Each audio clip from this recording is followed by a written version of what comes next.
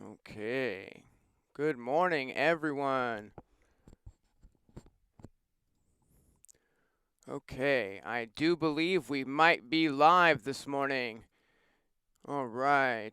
Can you hear me? Are we live? Welcome, everyone. This is going to be a super casual stream today. Today, we're going to be checking out the Polyend tracker. I want to announce right off the jump, right at the beginning of the stream, that I am not an expert with this box. So, if you're tuning in to this stream to get some serious, tips and tricks and advice on how to use the Polyend tracker, this is probably not the stream for you. I'm very new rather to the tracker workflow. So this is going to be a little bit of a hunt and peck session as I'm, still learning how to use this box. If you're catching this on the replay, thanks for joining me. Be sure and strike that like so that YouTube shares the stream to as many people as possible. Loud and clear, fantastic. Okay, I'm going to see if we can switch cameras at this point. Let's see here. Fantastic. Okay, this is the Polyend tracker, and the first thing I'm going to do today is just play some grooves that I've put together. These are all the grooves that we're going to listen to today have been created using a sound pack that I've been working on for the Polyend tracker since about March of this year. I was one of the first people to pre-order this unit. I paid for this completely with my own money. Polyend does not have any affiliation to me, so my opinions on this box, are completely my own opinions on this box. When I got it in March, I was really excited to dig into it, but it had some problems at that time that sort of kept me from getting right into it. The LFO wasn't quite syncing to tempo, the internal delay wasn't quite syncing to tempo, and it doesn't really play all that well with external MIDI gear when you're trying to sync it up with external devices. They've been doing a lot of updates to it, and I've been working behind the scenes this whole time on the sound bank for this. It's now over 3,000 sounds, and all of the grooves that you're going to hear today are made with my sounds only. It's going to get a little bit loud as I play the first groove. We're going to go ahead and go 3, 2, 1, click.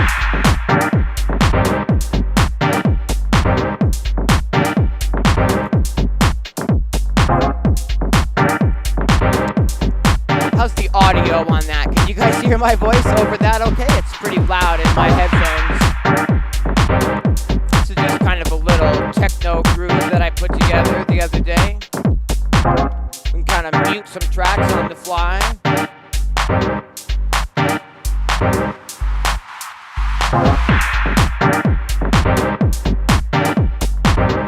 Just kind of a really solid, you guys know I love that sort of, chord-driven, dubby techno stuff. So that's the first pattern that I'm going to play for you today. Let's go ahead and load up another project, shall we? We're just going to load up the things that I've made in alphabetical order, not necessarily any specific order today.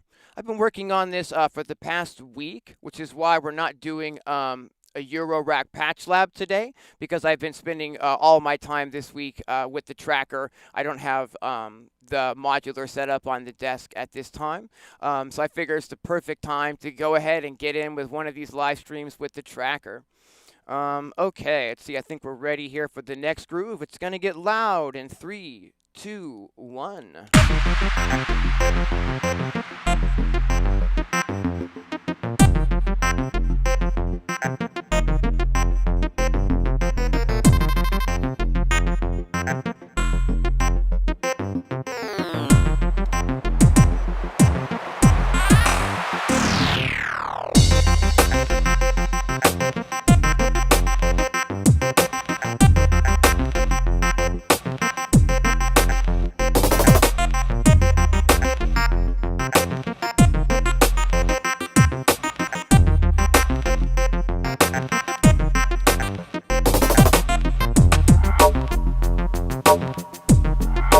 What's happening, Sean? Thanks for tuning in.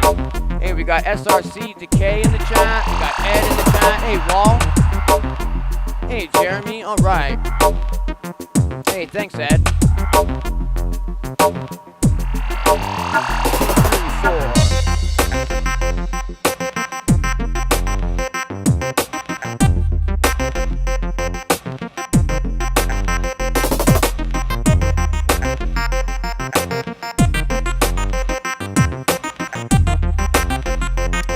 closer to IBM. That is true.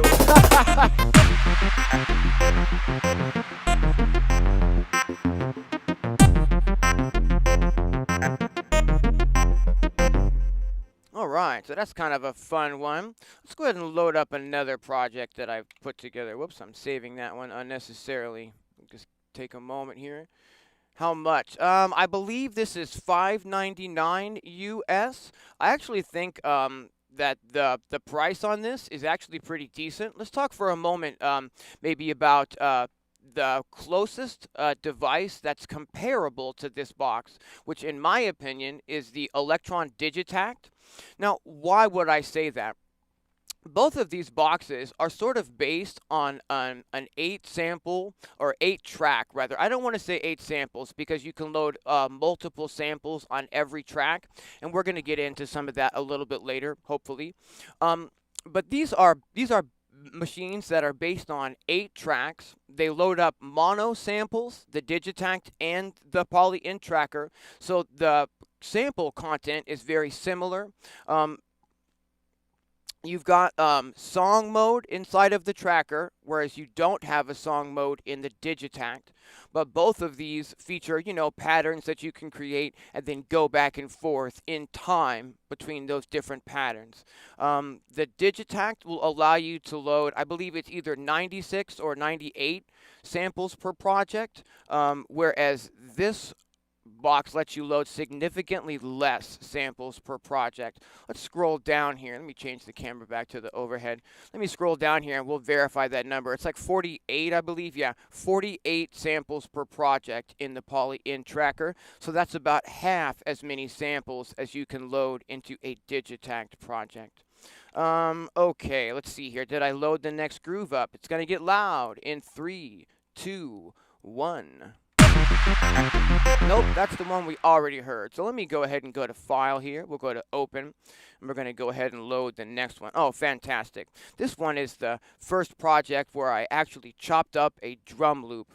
One of the features inside of the tracker is it allows you to take any sample you want, and you can play that sample back with the pieces sort of sliced up like this, so that, for instance, this is a full drum loop, like a jungle kind of a beat, but I've divided it up into individual little sections. So when I'm playing, I can choose what little sections are playing instead of playing the entire loop in its entirety.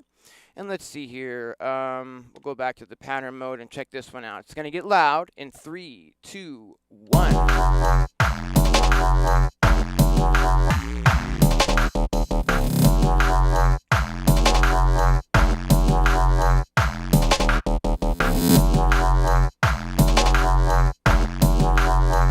I've got it queuing now to switch to pattern 2. In 1, 2, switch that pattern.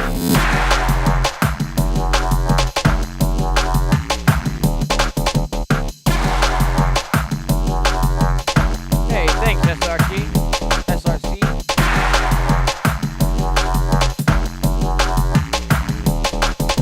And we're queuing up to switch to the next pattern in 1, 2, 1, 2, 3, 4.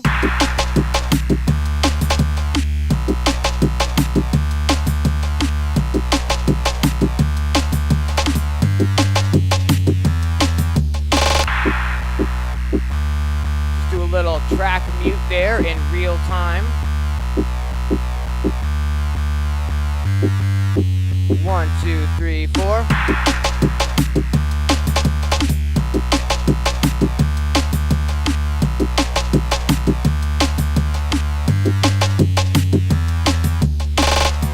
All right, let's see here. Are we getting too loud? Are we distorting on anyone's phone speakers or monitor speakers at home?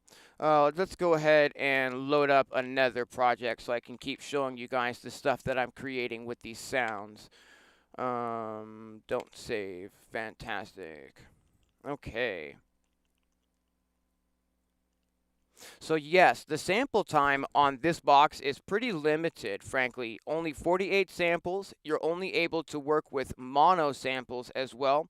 And why would I be interested in a box that in 2020, 2021, is only capable of loading, tracks of mono samples? It's really, for me personally, it comes down to the sequencing workflow and also the fact that I'm a sound designer and I want to be able to make and sell banks, sound banks for this specific machine. Again, I've been working on this particular sound bank that I'm creating for the tracker right now since about March, and it's over 3,000 loops and samples already. I'm not exactly sure when I'm going to get that finished because it still needs a few more sounds to be added. This is kind of a cinematic piece that I put together. Hey Russ, thanks for tuning in.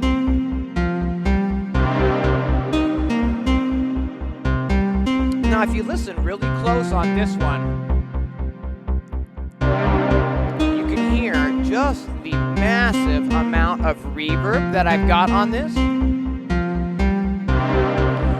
And this is the inbuilt reverb. That is a really nice sounding and very huge reverb that I'm really happy with. So there's no drums here, just bass and a couple of melodics.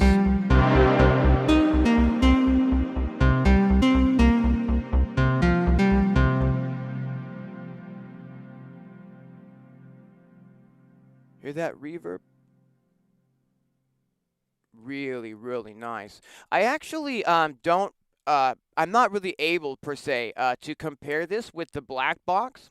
The reason being, is I don't have a black box, but the second reason is that the black box loads stereo samples, and this only loads and records samples in mono. So when you're doing a back-to-back comparison, in my opinion, this is just my opinion, but I've been at this since like 1987, so you can take that, for what you want to take that. But whenever you're working with a box that has mono samples versus a box that can load stereo samples, you're going to take a hit in the quality of the audio that that box can produce. There's simply no way that you can compete with what you can create in a box that can deal with stereo samples. That's twice as much audio information as a mono sample. That's not to say that boxes like this aren't an amazing amount of fun, and it's really about the workflow and how you want to work and put things together.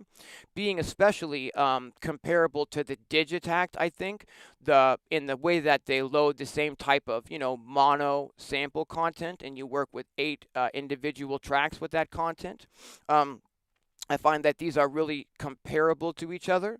But if you're trying to compare something like the tracker to maybe something like the Akai Force or the Akai MPC Live or the Akai the MPC Live 2 or the One, their new one, those can all load stereo samples. Those have like 4 effects per track. You've got, serious EQs. You can have 4 different EQs per track on a track with stereo samples. I mean, you can do a lot of sonic magic in producing and mixing with a box like that, whereas a box like the Polyend tracker or the Digitact isn't necessarily as robust in the production. It's also not as deep of a box in general, and in my opinion, is not going to take you as long, to be able to learn how to use it either, because you've got less features to learn how to use. Hey, what's happening, Reg? Thanks for tuning in. Okay, let's see here. So this was the cinematic one that I put together. Let's see what else we've got in the box right now. Let's see here. I believe we've got this one I haven't played yet. Again, all of the grooves that we're hearing today are just made with my sounds only that are in the sound bank that I am putting together for this box. Hey, what's happening, Tony? We got Uncomplicatedable. I was the one who leaked this on Electronauts. Oh, really? All right. Let's check this one out. It's going to get loud in 3, 2, 1. Hey, Jamie.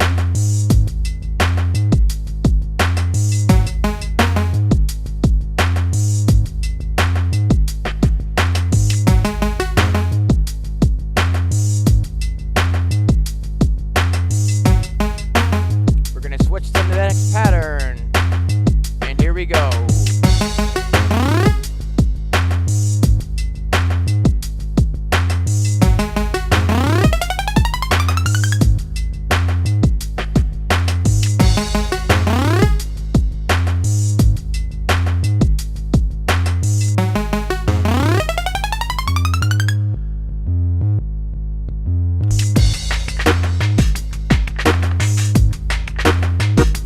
What's happening, Zen Music? Thanks for tuning in.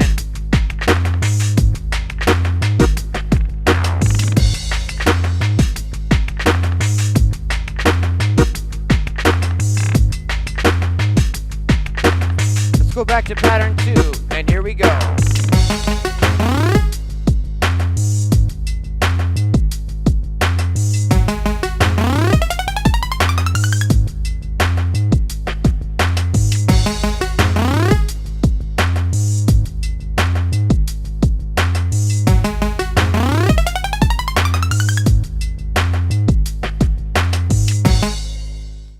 I think I still got something else in here that I haven't played for you guys as well. Yeah, we've got one more that I've put together this week. Let's go ahead and open that one as well before we start trying to make something today.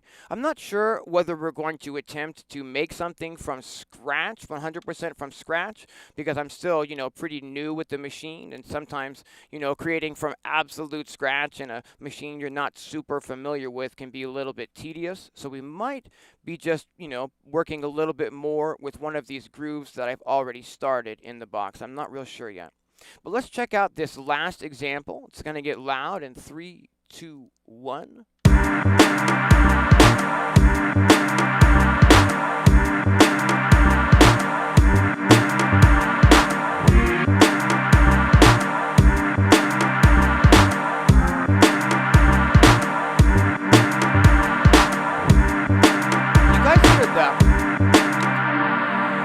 you guys hear sort of the juxtaposition here? It's almost like we've got two different timings that are kind of playing off of each other. And we actually do have exactly that in this groove. The drums are from a groove that is a much higher BPM than the than what we're actually playing this groove at. My main drums were at 160 BPM. It was a drum loop, but we're working in 114 BPM. So I've actually chopped up the main drum loop here into little pieces. One of the things I really like about the tracker is this slicing feature. You can slice up any loop that you import at all, and you can, go in here to the individual slices, and you can zoom all the way in. You can change those different slices, so that, I haven't used much more than just those first 3 slices. But you see how there's, it's not a super precise chop there. We can just super easily adjust that by, hitting the adjust and then just rolling the little scroll here, and we can get right in. I'm zoomed in like so far. I'm zoomed in like really far, right? So we can get really precise edits when we're taking the time to trim stuff up. I'll move to the next slice. We can go ahead and zoom in on that. We'll see that it's quite a bit off from where I would really want it to be. We'll click the adjust, and then I can just tighten that up. So you can really get in there and do lots of editing and whatnot when you're doing this beat slicing stuff.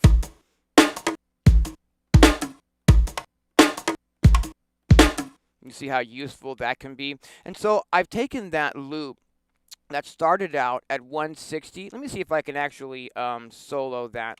Let me go to the master page here. I'm a little bit, slow on getting around these pages still. So, try to bear with me today and keep in mind that I've been spending the last, 8 months or so building a sound bank for this box and not actually learning how to use the box until just about this week. Let's see here. Yeah, fantastic. So here's the drum loop. Now it's just playing back the different slices, and we've got sort of a wonky feel there, right? It's a little off, right? And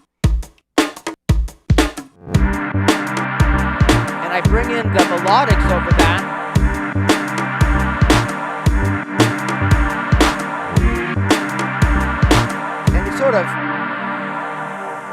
And it sort of starts to come together, but still overall give that sort of almost unsettling and shuffling type of feel, because again, we started with a drum loop that was at a different tempo than this. Let's go ahead and maybe see if we can't start just a little project from scratch. Sometimes working from scratch in a new box like this can be a little bit tedious, but let's see what I can come up with today. We're going to go to File, and we're going to go to New Project and just start something up here. We'll go to the sample loader page. By default, there's no sounds that load into the projects in the sampler. There's no, in the tracker, there's no synthesizers built in. This is just a sampler, and it loads mono samples, and then you can get as creative as you want to get with those samples.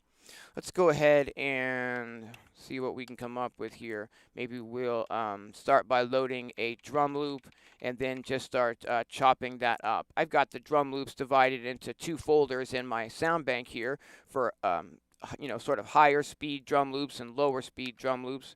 For today's stream, I think we'll just start messing around with the higher speed drum loops and maybe scroll down a bit to some of these really high tempo ones, because these sort of can be really fun for like sort of drum and bass chopping or whatever. This is probably going to get a little bit loud. Let's see here. Can I adjust the, let's see if I go to the master and just bring the main volume down a little bit as we're starting to preview these samples. Let's see here. Sample loader. Cool. And let me know if that's too loud, okay, as we start previewing these samples.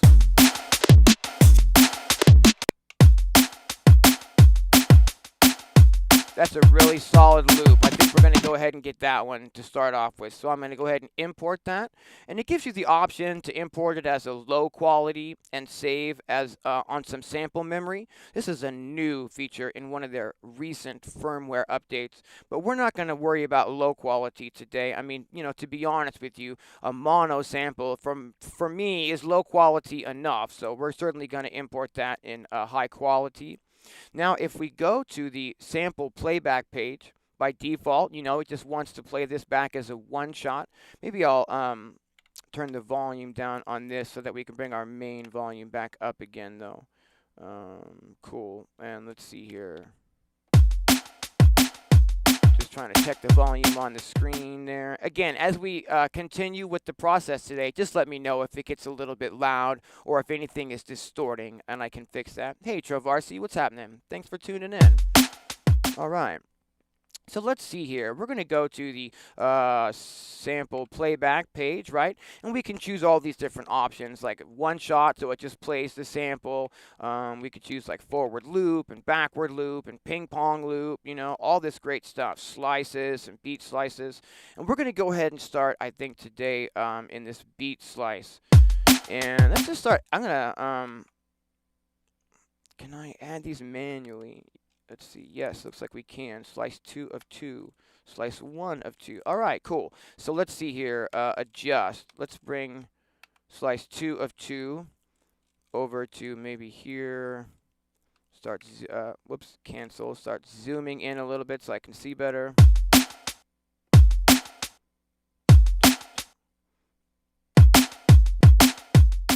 Maybe I want this actually to start over here. Let's see here. Yeah, that's cool. That'll give us a really neat way to start without actually doing much in the way of chopping. I'm going to just zoom in all the way and go to adjust, you know, and scroll over and make sure that we're super tight in on the second chop, right? And then we're going to go back to instrument parameters, which is a multiple page option. So if I click this same button more than one time, it scrolls between a couple of different pages for the instrument options here. One of which is the envelope of this sound, the attack, decay, sustain, and release. So I can bring this release right down, maybe more like 0.20. So when I let go, it doesn't continue kind of trailing off on the sample, right? And then, let's see, if I go to note. No, that's not it. Let's set our tempo, actually. So we'll go to song to do that. And, whoops, song, and then tempo. And I want 174 beats per minute because that was the tempo of the loop that I just grabbed. What we're going to do, I think, is just hit record and shift and home. And then we're just going to start putting in those chops that I just put together. We only have 2 chops to work with so far. Vocal could come up a little bit. Okay, let's see here. I've got, how's that? Check 1, 2. Is that a little bit better on the vocal? Again, let me know if things get too loud as we continue adding, volume here.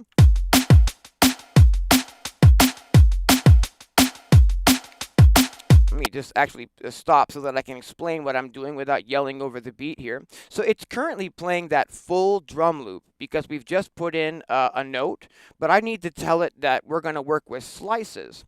So we have over here, we've got these 4 buttons, right? I can tell it, I can work with what note I'm entering in. So like, C, C sharp kind of thing. This isn't a melodic sound, so it doesn't change the pitch per se.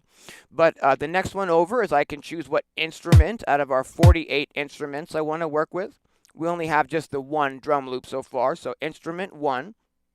And then if I click these effects buttons over here and I hold them down, it opens up a very robust window for all sorts of different effects that we can put on per individual step. So what that means is we've got things like volume and panning and micro tuning and glides and chance and roll. So I can put any of these things on just that first step if I want to. We've got random notes, or choose a random instrument, or choose a random volume. You can really get deep with some sort of random and generative programming in a box like this. Okay.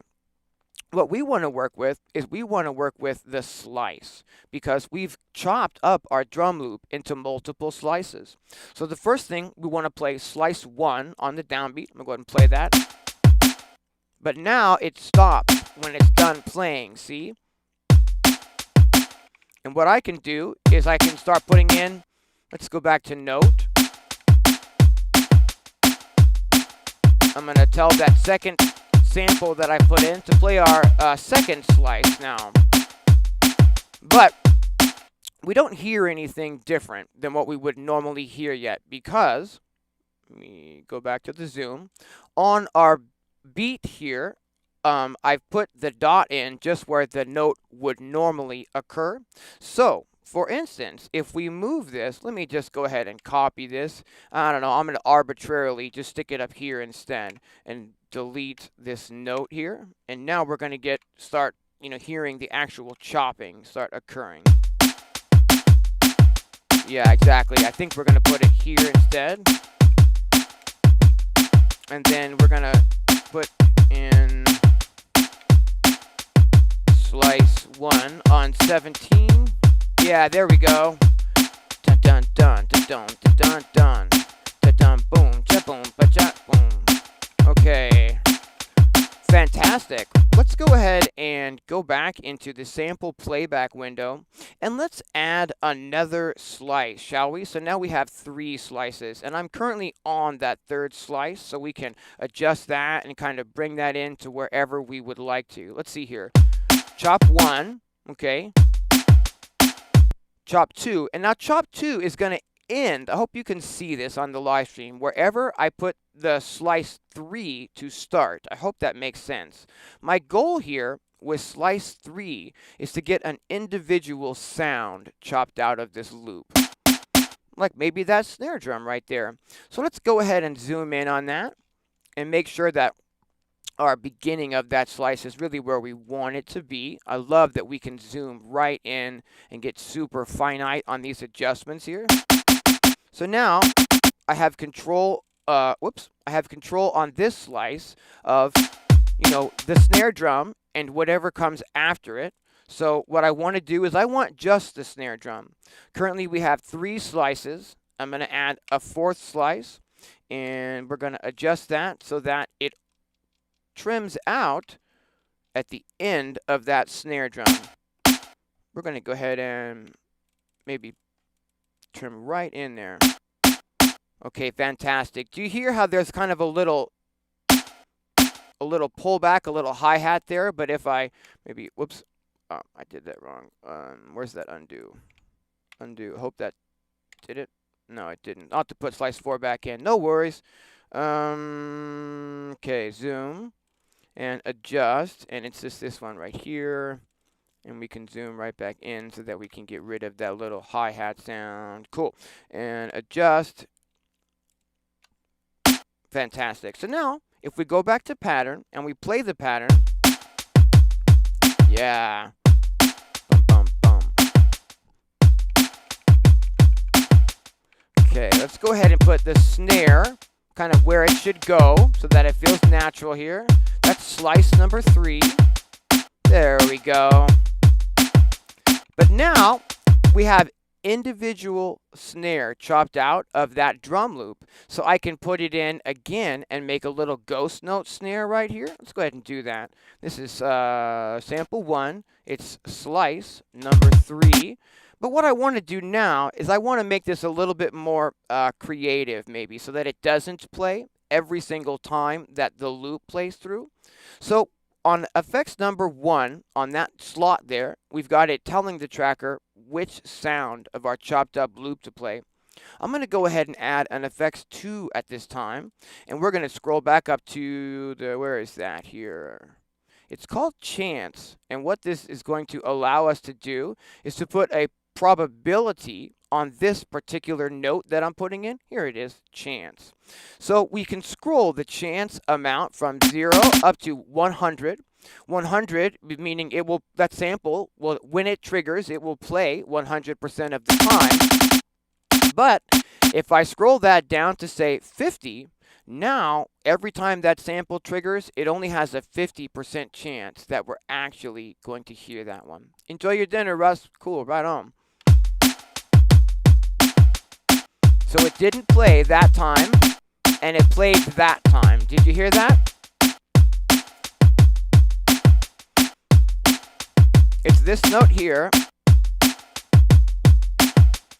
You can hear that it's not playing, and there we go. So we're going to go ahead and leave that in so that our pattern, by default, has some built-in variation to it, right? Let's go ahead and double the length of our pattern at this time. Right now, it's a 2-bar pattern at 32 beats. We're going to go ahead and hold length down and make this a 64-beat pattern. And I just want to copy the drum information that we've already programmed. So I'm going to hold Shift, and I'm just going to scroll this down till we can get all 2 bars. And I'm going to go copy, and then I'm going to put the cursor where I would like to start the paste, and I'm going to paste that in.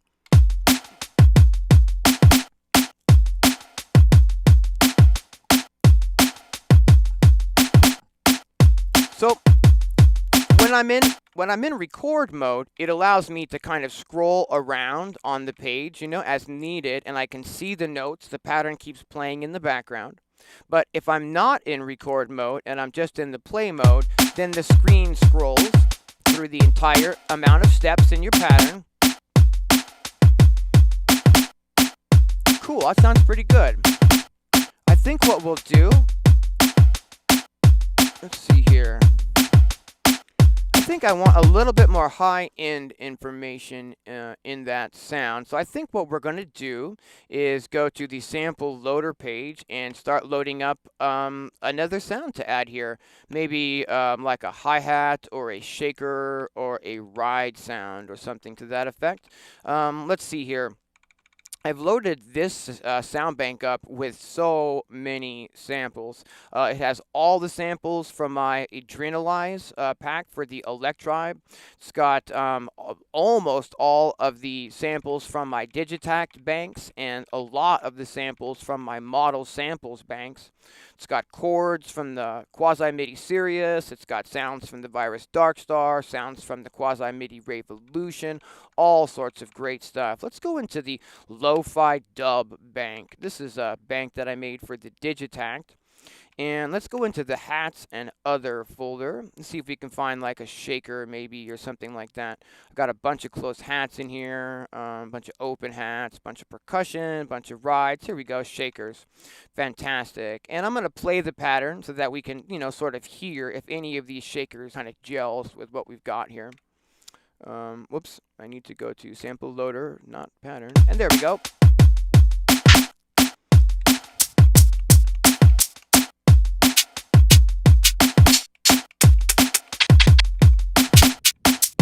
Yeah, I think this one is going to be the one here. So we're going to go ahead and import that sample into slot number 2. Fantastic. And we'll go to the pattern mode and just bring all of our tracks visible here. What we can do is we can shift kind of the view on the screen depending on how much information we need to see. We can display all 8 tracks, and we can see any combination of 2 of these items that we're allowed to use on every step. On every step, we can, choose what note we wanted to play, what instrument is playing that note, and 2 different effect slots. Could be, volume or what slice number you're playing of the sample. But here, if I'm looking at all 8 tracks, we can only see 2 pieces of information at the same time. If I want to be able to visibly see all 4 pieces at the same time, I can only view 4 tracks at once, which is fine. Just depends on, what mode you're more comfortable working in. I'm most comfortable working in this view here where I can see all 8 tracks. And let's go ahead and go into record mode. And let's go ahead and put this shaker sound in. Let's use the fill of Polyend Tracker here and get a little bit creative, shall we? I want to fill each step. Cool. We're going to do like a 16th note shaker pattern. And it should be a random. We want, where can I get that?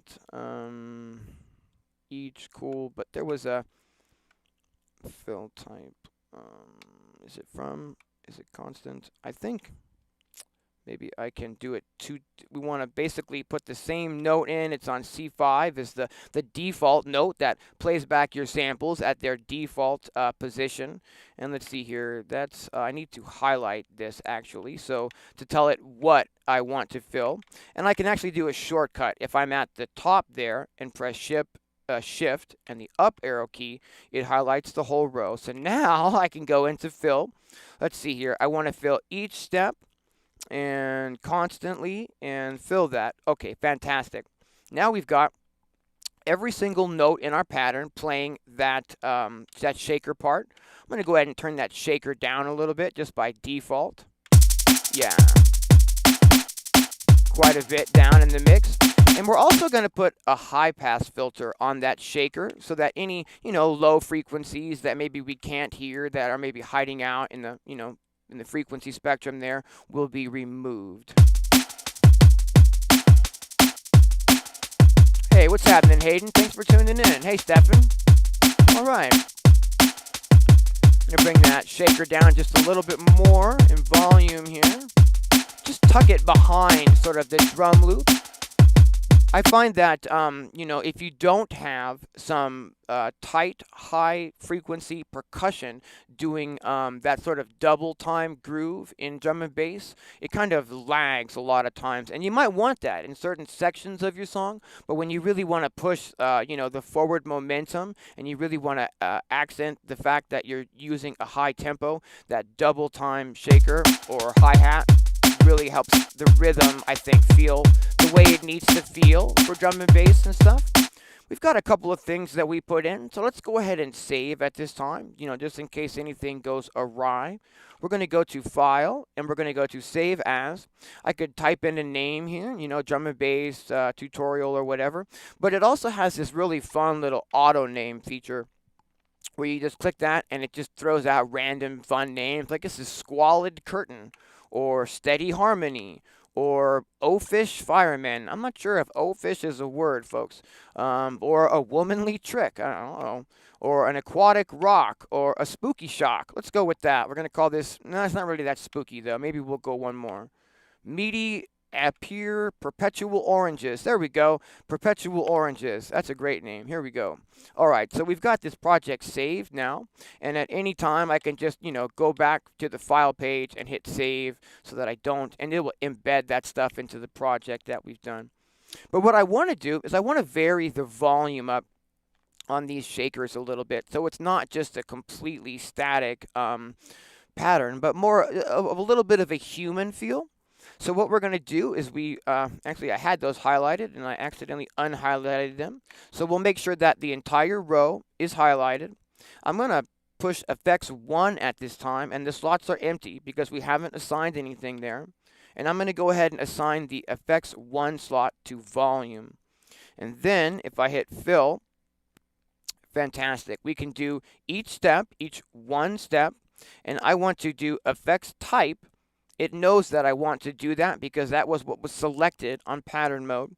So I've currently, got it to, I'm telling the tracker that I want to adjust the volume, and I want to adjust the volume randomly from, like, what range of volume adjustment should we get? By default, the samples play back at 50. So I'll make it 50 as the maximum volume that the shaker should hit. And then maybe the lowest it should hit would be like 36.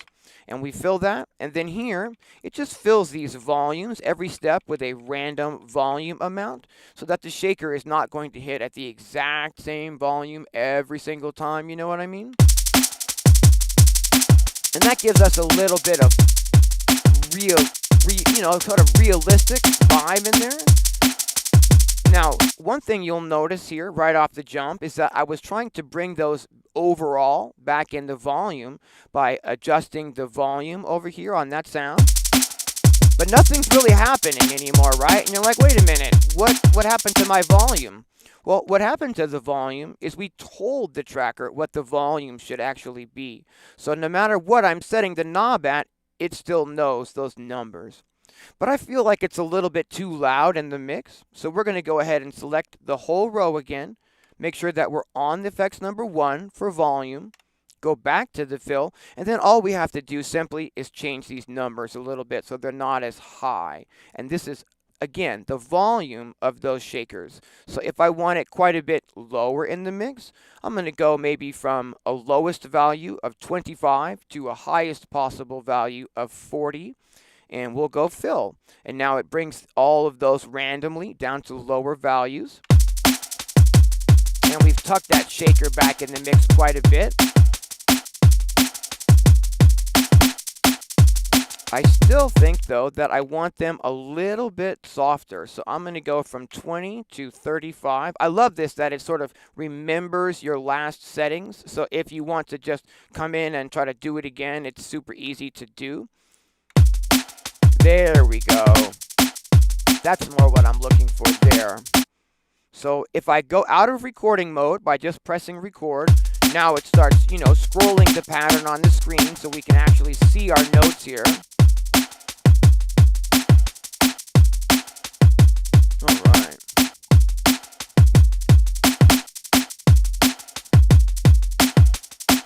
I think what we'll do is maybe look for some sort of a bass sound. Take a look at my volume over there on the mixer. Take a look at the volume in the app here. Okay. Hey, all right. Thanks, everyone, for tuning in. This is just a really casual stream today, checking out the Polyend tracker. I'm certainly not an expert in any form on using a tracker. I basically got this unit as a fun way to experiment with a lot of these like choppings and roll settings that we're going to get to in just a moment. And I'm a sound designer and I make sound banks for instruments. I've made sound banks for the Electron Digitact. I just put out 9 sound banks for the Electron model samples. And I'm putting together a sound bank for this Polyend tracker. It's currently over 3,000 samples deep, and contains pretty much everything you would need to write any genre of electronic music. And those are the sounds that we're exploring with today. I'm going to go ahead and save now that I've made those adjustments to the hi-hat. And we'll go ahead and switch cameras again and keep moving forward. I think what we'll do is see if we can't find like a nice bass sample to load into our project here. So when you're in the sample loading page, we need to always make sure that we've got highlighted an empty slot, because the tracker will absolutely overwrite the existing slot. If you're not careful, it will ask you if you want to do that. I mean, it's not like you're going to, super accidentally just screw up your samples, but you definitely want to make sure that you've got an empty slot highlighted when you're scrolling. And then we can go ahead and just play the pattern, right?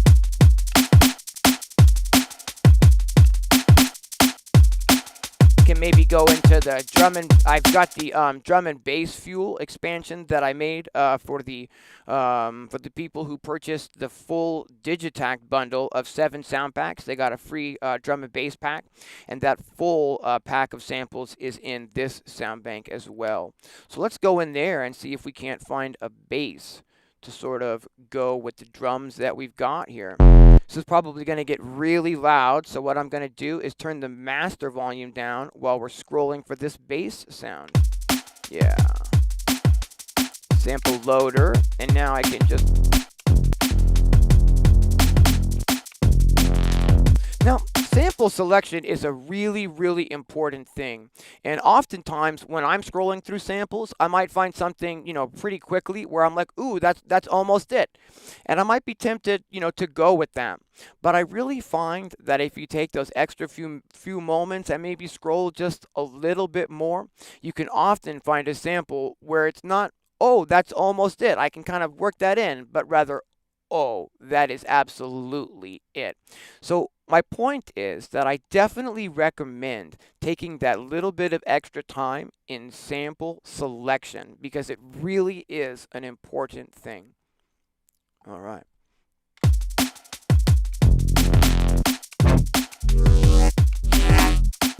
So there's tons of drum and bass style basses here. Got the volume down a little bit while we're scrolling so we don't overload the stream. That's got maybe a little too much low end for this. Yeah, I'm still, that number 2 really is doing it for me. So I'm going to load the bass number 2 into the 3rd sample slot here. We're going to import that as a normal quality sample. We'll go back to our pattern page and go on over, I'd say maybe to track 5. So we can leave tracks 1 through 4 for drums, tracks 5 through 8 for some melodics. Now I've got a MIDI keyboard today off to the side here, and it is, let me change camera so I can see if I can show you that real quick here. It is the Roland A01 over here, and it's allowing me to play a little bit of these parts in with my hands instead of just the keys down here at the bottom. Let me go back to the master volume and bring our volume back up. Again, please let me know if this is getting too loud.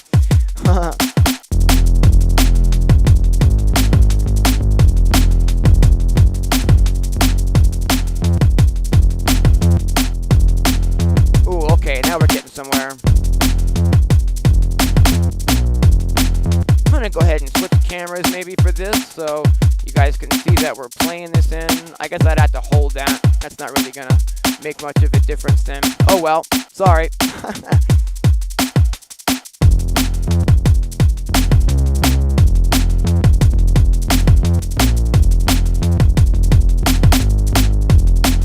I'm gonna go ahead and hit record and play, and now the pattern is still scrolling, but I'm actually in record mode in 1, 2, 3, and whoops, I hit too many notes there, so we're going to go ahead and hit stop, and go up to the home, and then just delete all this nonsense that I accidentally put in there.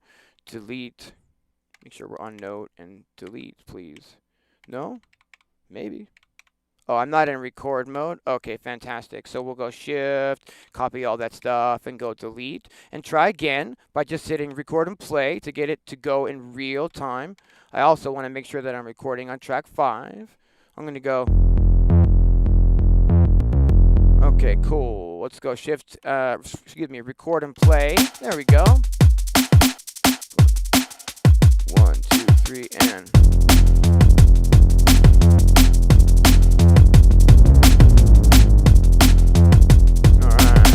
want to do is we want to take the release time on this sound and bring it right down so that when I play the sound and when I let go, that it doesn't trail off, but that it just sort of ends, when you let go.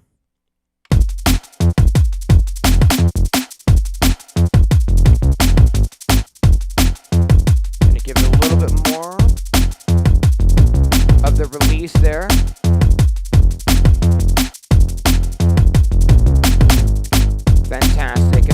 do is you'll hear a little bit of notes that are sort of jumbling over each other. And let's check that out and discuss why it's doing that here. I was recording on track 4, and then it's put a couple of notes, or rather track 5 I was recording on, and it's put a couple of extra notes on track 6. It sort of is a mono environment, right? You can't just like hold down a 3-note chord and like, these are mono tracks. So if you have notes that are adding up to more than just a mono pattern, it tries to do a polyphonic thing by putting those notes on the other tracks. So you could, in theory, do some sort of polyphonic stuff, but it would take you more than one track to do that. But I find that when I'm recording in real time using a MIDI controller, it often, sort of confuses my intention with those notes.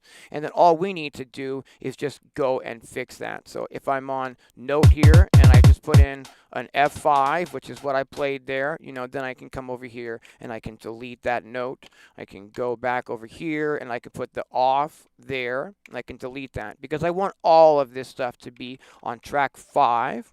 If it's on track 6, and there's a note playing on track 5, you'll get that bleed over where the notes bleed over each other.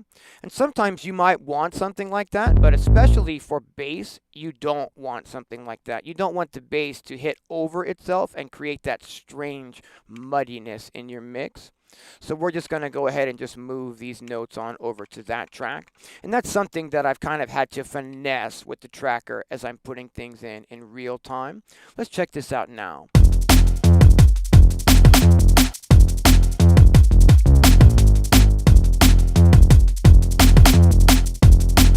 Bringing the release up a little more on that so that it fills in a little more of the frequency spectrum.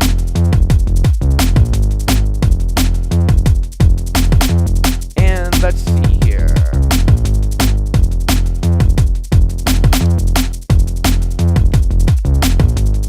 I'm going to bring the bass down in volume a tiny little bit. And I think that we are getting a little bit too much sub bass frequency. So we're going to do a really gentle high pass on this bass sound to get rid of just a tiny amount of super, super low frequencies. Maybe we'll start off here around like 10 on a high pass filter. And we really, hopefully, shouldn't really hear any difference in that bass sound yet.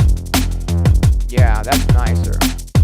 I've also got here, let me switch this camera so I can show you guys. I've also got, there we go. I've also got Ableton running here in the background. So I'm able to use some visualizer plugins. I'm able to use a FabFilter Pro Q3 and a tonal balance control. I hope you guys can see that so that I can sort of get, a visual on the frequencies that we're working with as well. But ultimately, what that does is just get a whole bunch of windows open on my computer there.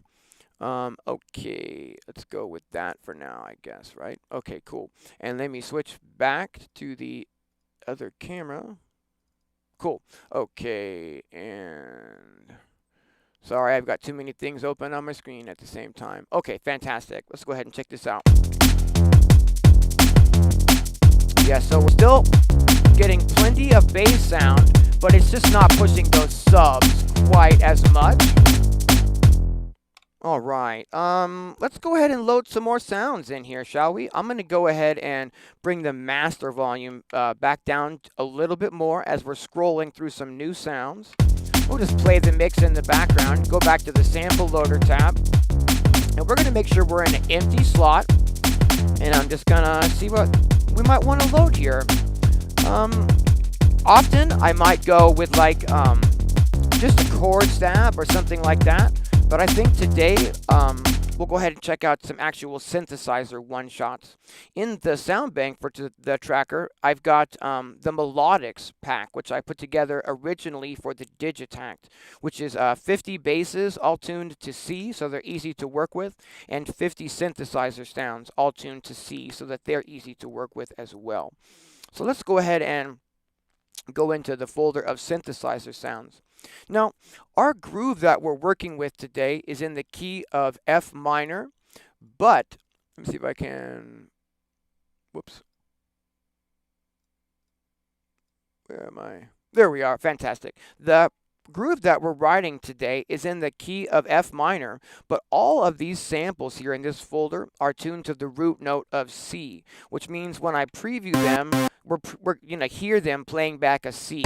That's one of the, sort of interesting things about the tracker, is that, once I get the sample loaded into the sample slot, I can play it back with the keyboard so that I can actually, play an F rather than just hearing it play back a C note.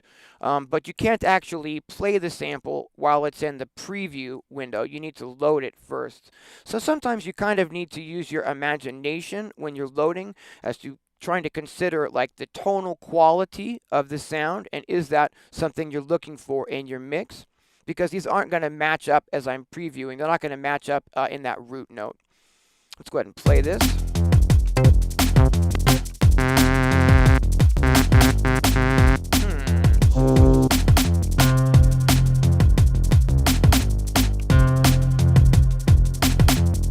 Maybe we can do something with that. That's kind of interesting. We'll go ahead and import this. And see, now that I have it imported, right, if I go to any, blank track, I can play that sound with my external keyboard. But we're keeping in mind that it's a mono sound, so it doesn't trail out over itself. Listen to this. Every time I hit a new note, it cuts off the note that was playing previously. See, when I hit that last note, we get that reverb trail as it holds the note out. But we don't really get it otherwise. This may or may not work to our advantage here. Let's find out. Bring that master volume back up again. Let's go ahead and bring the volume on that new sound down a little bit. And let's also remove any possible super low frequencies that might be hanging out that we can't hear.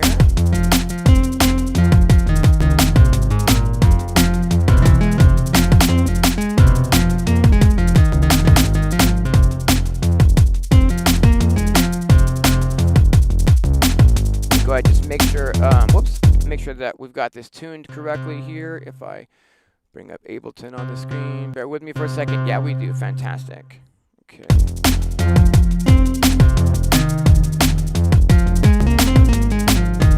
Let's go up an octave on this, maybe.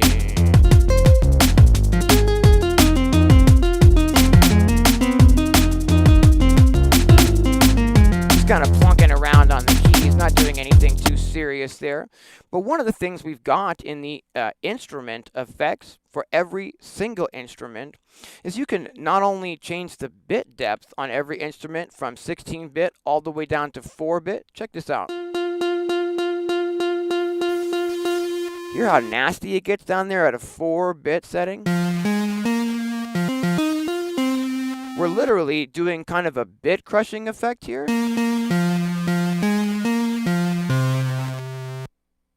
How nasty that gets when you take the bit depth all the way down. So we can bring that back up to 16-bit. And we also have this nice overdrive, which is available on every single sound. So we can, it's really dramatic. Then we turn it off, and then turn it to 1, and then start turning that up. Watch your ears.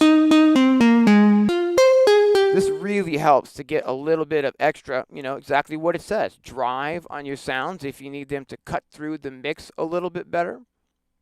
Let's see here.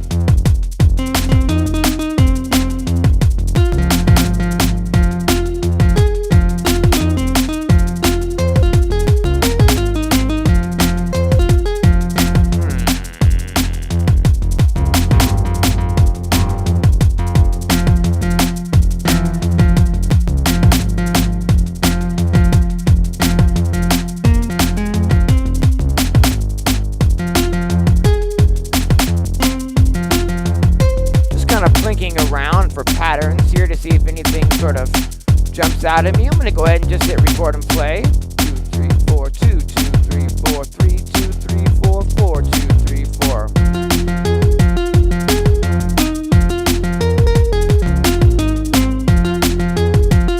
I'm going to bring this down in the mix.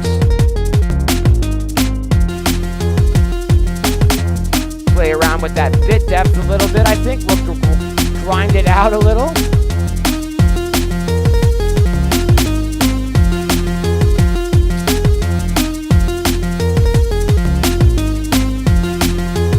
Take some more high frequencies away from that sound, maybe.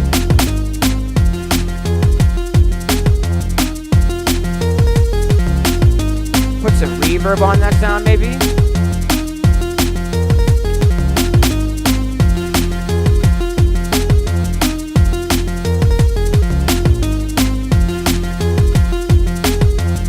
That's probably not the best sound in the world, but maybe what we could do would be to, get creative with that a little bit. Let's see here in the instrument parameters and the effects. If I bring the bit depth and the overdrive back to a normal amount here, turn that delay down as well. Cool.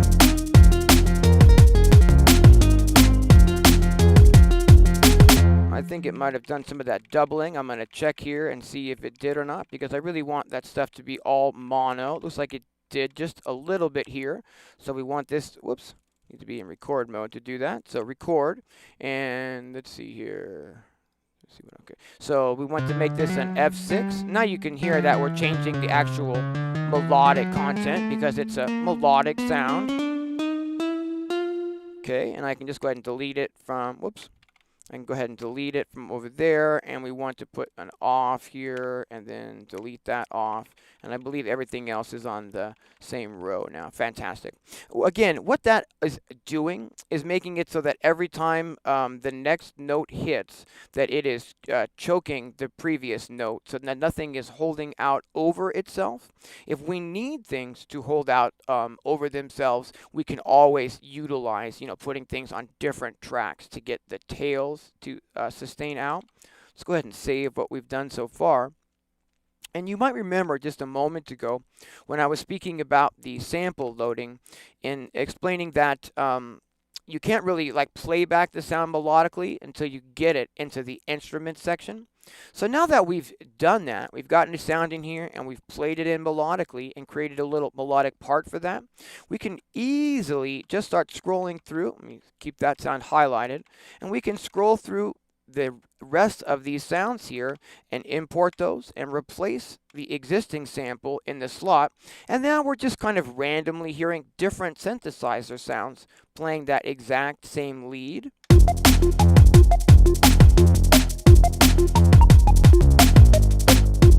I kind of like that one, so maybe we can bring the overdrive up on it. This was just sort of a way to kind of maybe create some, random stuff that we wouldn't have thought to create by just, randomly choosing another synthesizer. It just so happened that the first one is kind of working for me, otherwise we would have kept scrolling. Try bringing the bit depth down, see if we can kind of crush this a little bit. Yeah, I like that. That's nice. Take a little bit more lows off the sound, give it some more reverb maybe.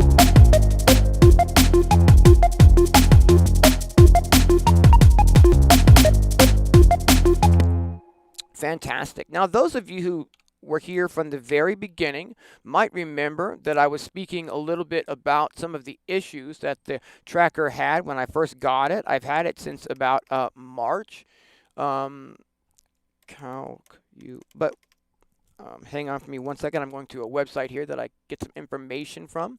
But one of the issues with the tracker is that the delay time does not sync to tempo on the inside. Let me show you what I mean by that. Okay, here we are in the delay page, right?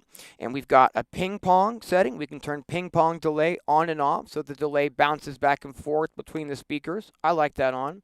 And there's a sync setting, so you think that you're syncing the, delays tempo to your project, and you're going to choose all, any one of these settings here, eighth notes or, quarter notes or 3/16 notes.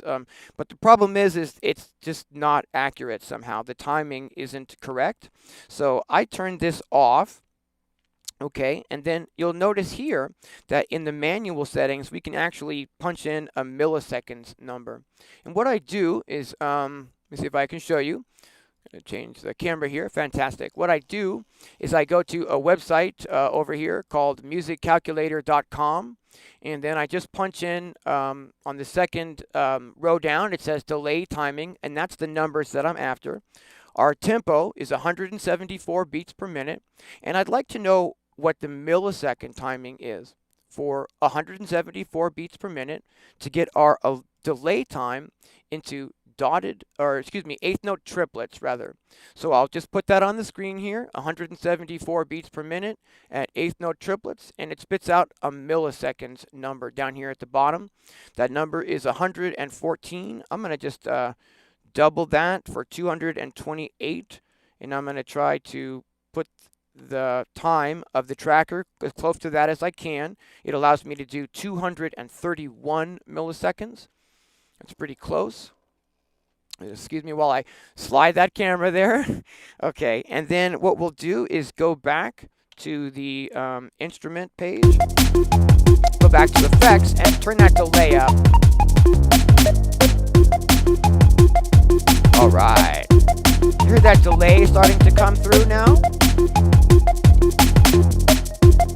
Bring the feedback up a little more on that delay. Maybe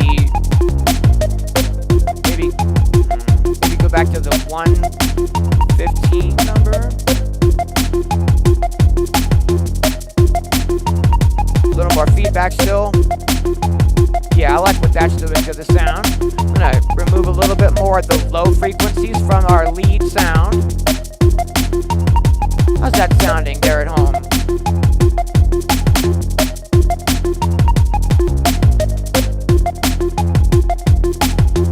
There we go. All right.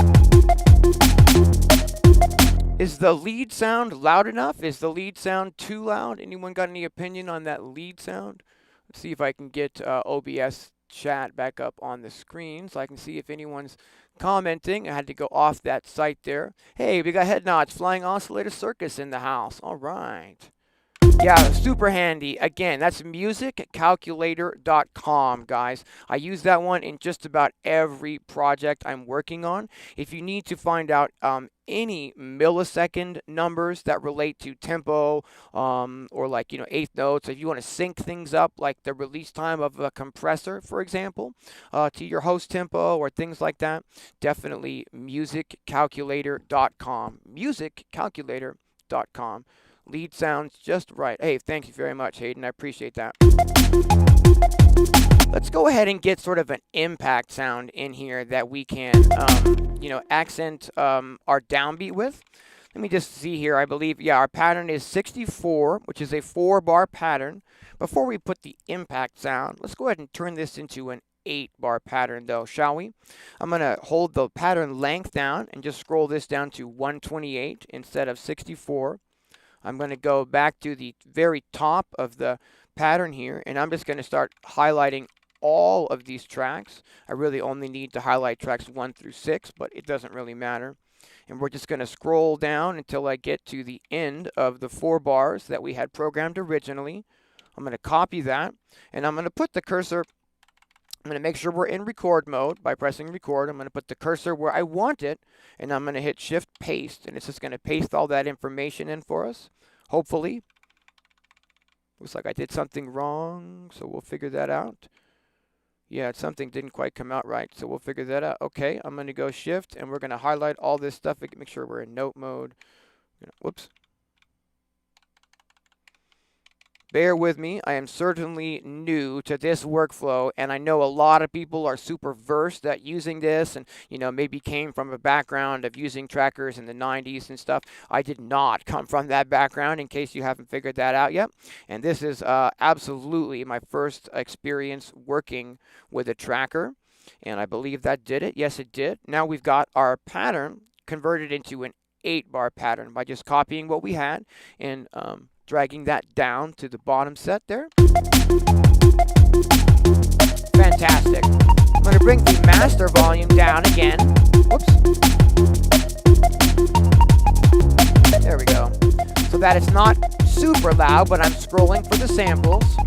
We're going to go back to the sample loader page, wait for the tracker to catch up. Cool. I'm going to make sure that I can't stress this enough. I'm going to make sure that I'm in an empty slot so that I don't accidentally overwrite anything that I've already got loaded. In fact, before we move on, let's go ahead and save. I'll go File and Save.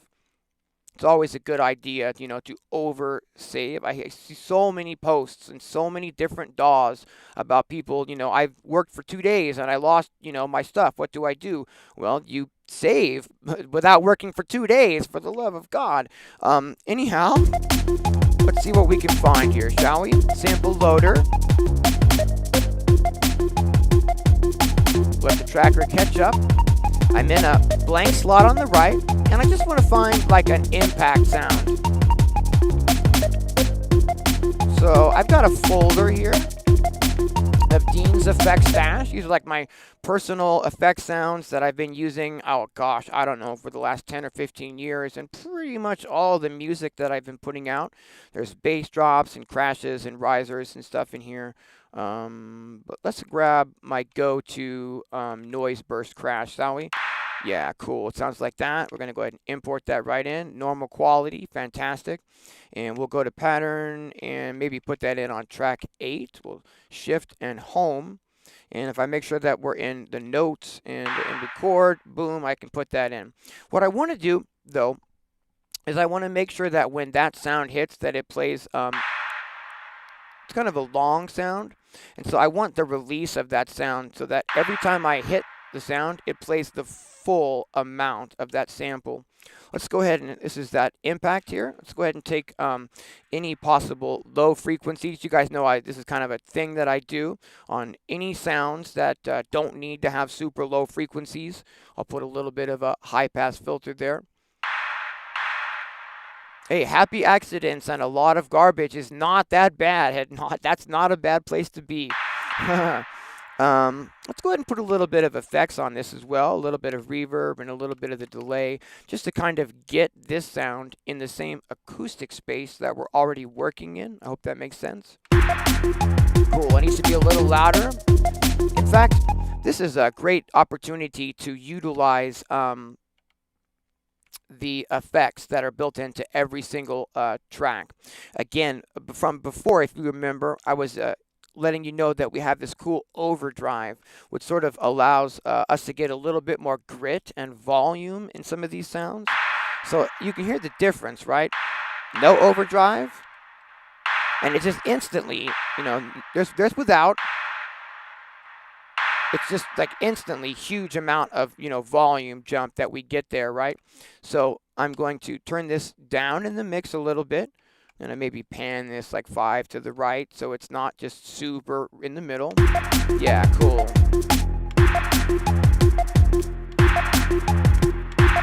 Just trying to set the volume of that impact sound for us. Bring our master volume back up.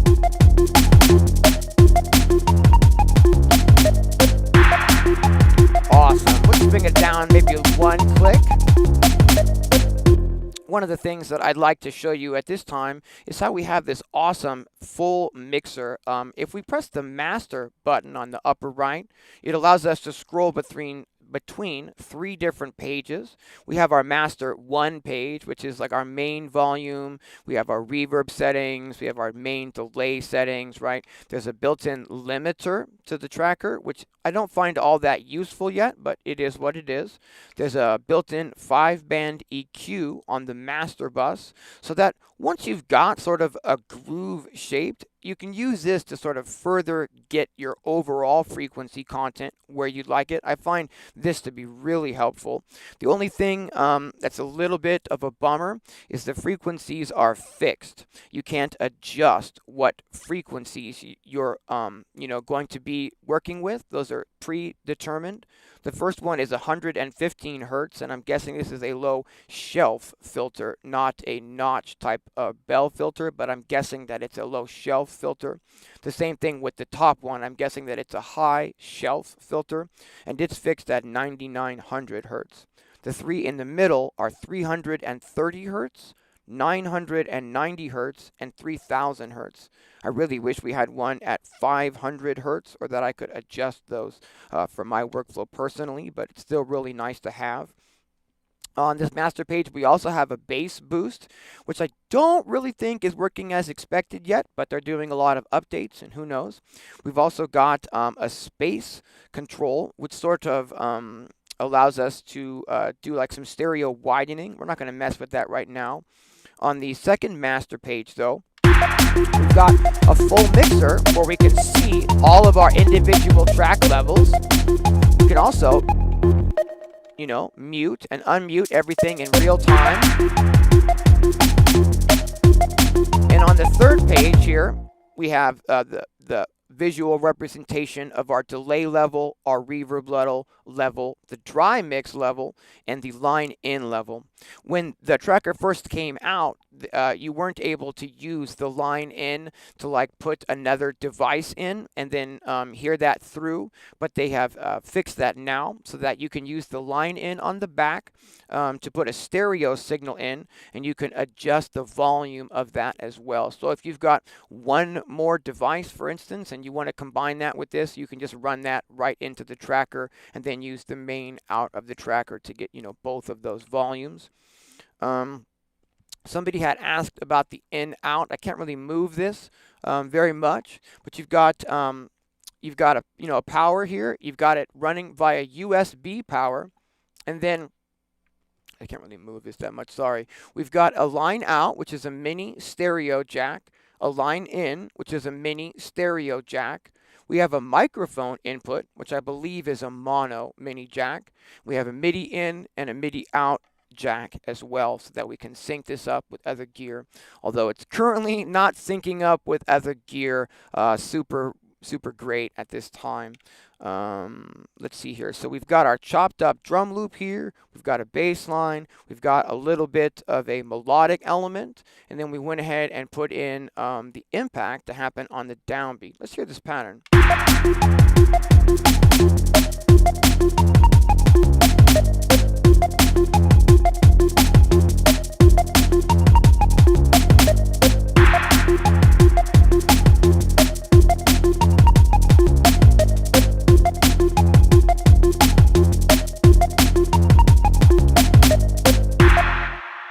Okay, now let's see about some sort of variation, shall we? Because we have these really neat effects that we can, you know, put on any step of any of our sounds. Let's go ahead and, if we go to, let's see, shift here, and I can hold shift down when I'm in the pattern mode, and I can mute tracks.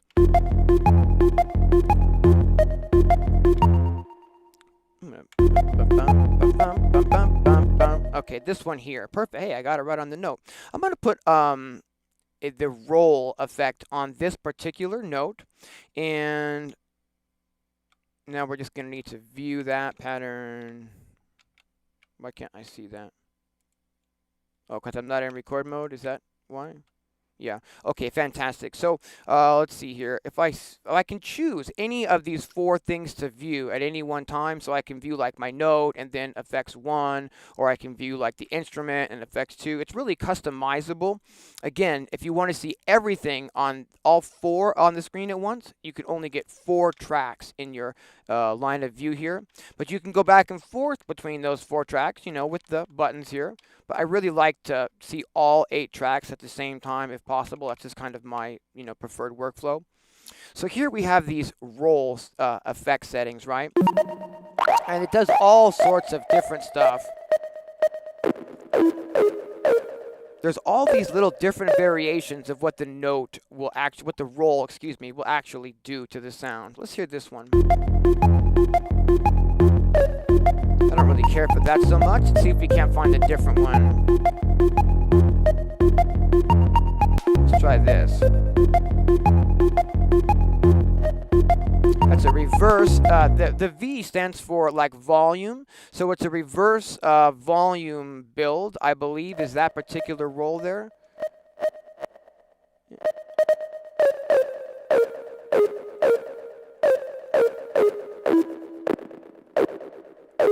To that. These different variations of the rolls are, you can get some really interesting or bizarre results.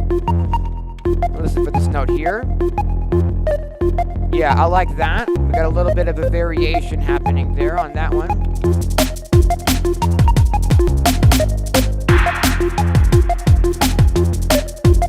Kind of wonky though, maybe. I can't decide if I really like that or if it's just too wonky. Let me make an adjustment here. Yeah, it's the same.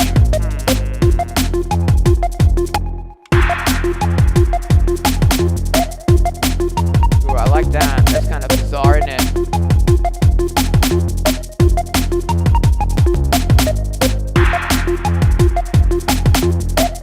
Yeah, that's freaky. I like that. It's kind of like really bizarre and unexpected. We're going to leave that in, I think, for now. So I think there's a little bit of room in this mix still. I'm going to bring the master volume down. I'm going to go to sample loader, and we're going to go ahead and scroll for maybe like a chord sound or something I can put in. Those of you who've been joining my live streams know I really like to, get some drums going, get some funky drums, and then put some, sort of a rhythmic bass, but those chilled chords over things. I really like the way that sounds. So we're in the key of F minor right now. Let's go maybe into my Adrenalize sounds. These are from all the sounds from the Electribe ESX1 Adrenalize refill. And there's tons of chords here. So let's go ahead and play the pattern.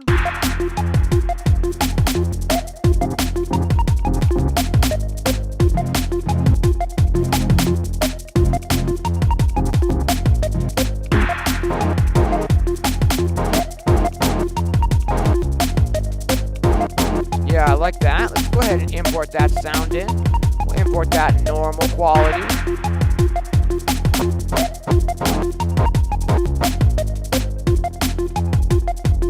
Whoops.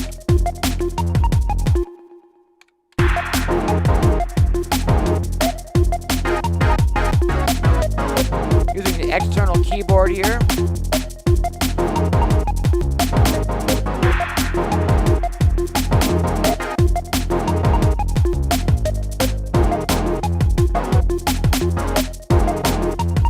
Just a really simple stab on the downbeat might get us where we want to go.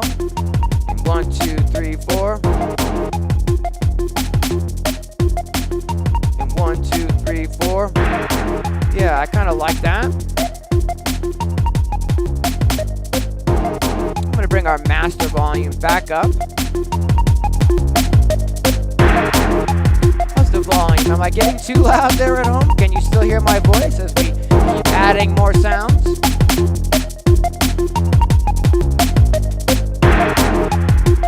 Go ahead and put a high pass filter on that new sound, just to get rid of any possible low frequency content that may be hiding out in the bottom of that sound. We're going to go over to the effects tab. We put quite a bit of delay on that.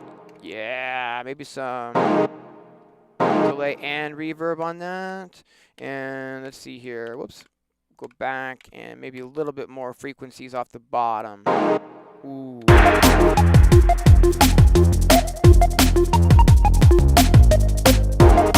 Yeah, that's kind of nice. Maybe a little more, a little resonance there. Maybe we try the overdrive just a tiny bit. Oh yeah, now we'll bring the volume way down though. Cool, maybe a touch of panning to the left, just a touch. Ooh yeah, some more reverb and delay.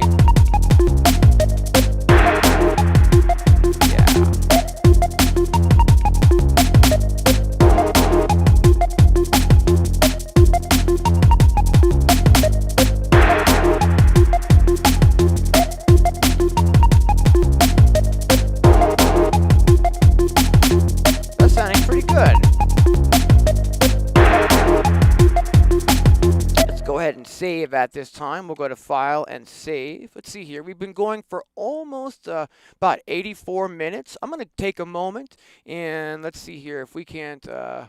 Sorry, I have too many things open on the screen here. Is my camera gone there? I think my iPhone might have. I think my second camera is not cooperating with me. So let me just take a moment and see if I can re-plug this in. And we may have lost the second camera, but we'll find out in just a moment.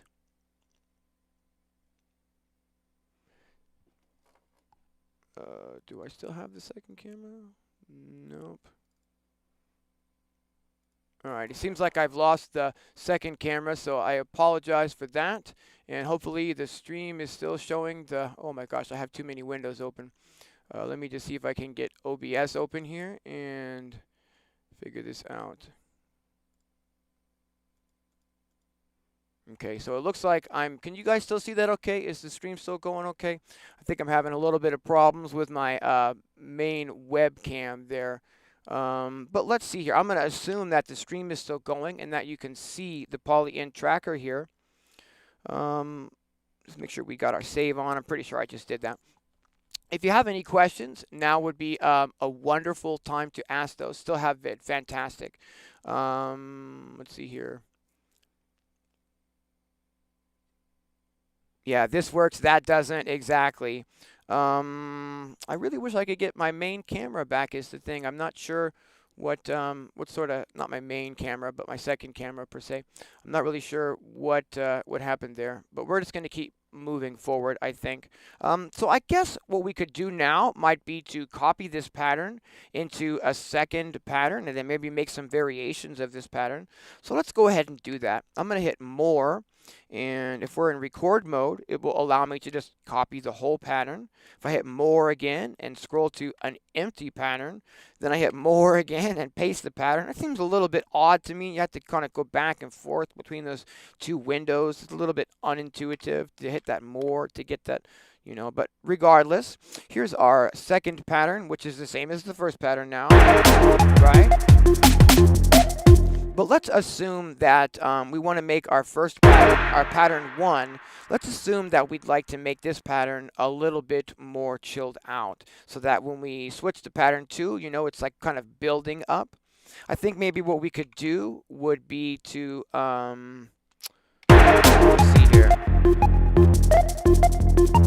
Yeah, fantastic. Let's go ahead and mute the drums sort of in this pattern here. So what I'm going to do is, actually, I'm going to hit Shift and Home. I'm going to leave this very first sample here. But what I want is I want it to stop after the very first downbeat, just bump, just one kick drum. Cool. And the shakers are playing here, but all the rest of these, you know, slices that we've programmed out, let's go ahead and delete those so that it's just the shakers and the bass line and the melodics happening. Kind of like an intro pattern that we're now turning this into. We'll go ahead and delete that. And I think we'll go ahead and delete our, let's see, this one too.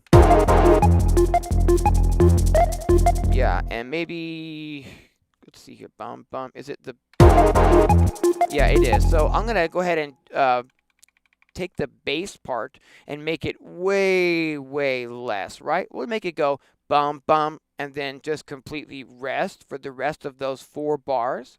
And then on the downbeat of bar 5, it's going to go bum, bum again.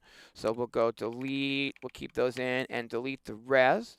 So now we have the shakers, we have the melodics, but the bass is going to be a lot more chilled out. Let's hear this. Yes.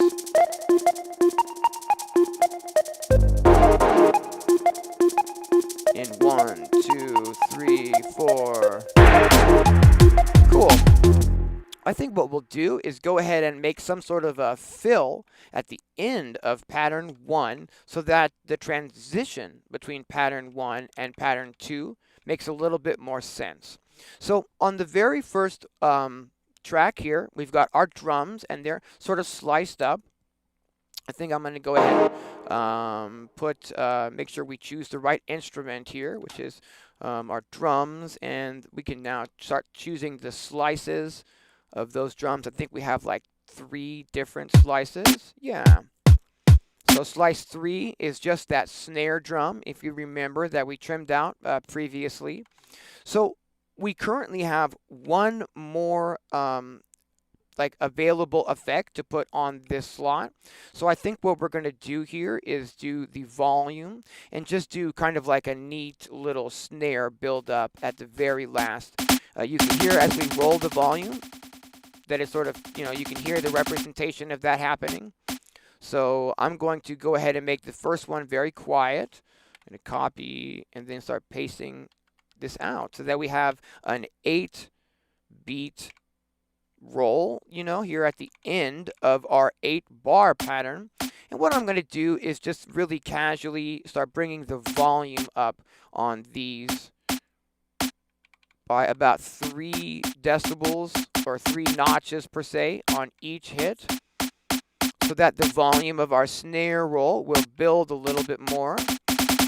I think I'm finishing a little bit too loud here, so maybe we'll make the last one like 44 and then start going down from there. So 40 and then like 36 and then like 32. And this is just the volumes of these sounds here, and we might need to do some adjusting once we actually hear this in the mix, but we've got to start somewhere. So I'm just going to kind of arbitrarily pick these numbers. We're going to play the pattern and hear this snare roll at the end. Because we're in record mode and not play mode, we get to stay here. It's not scrolling. Ooh, that's nice. I want to make it a little bit louder still. So I'm going to start bringing these up a little bit more. Yeah, now we're getting there. I want that roll to really have an impact and set off the fact that we're going to the next pattern. In 1, 2.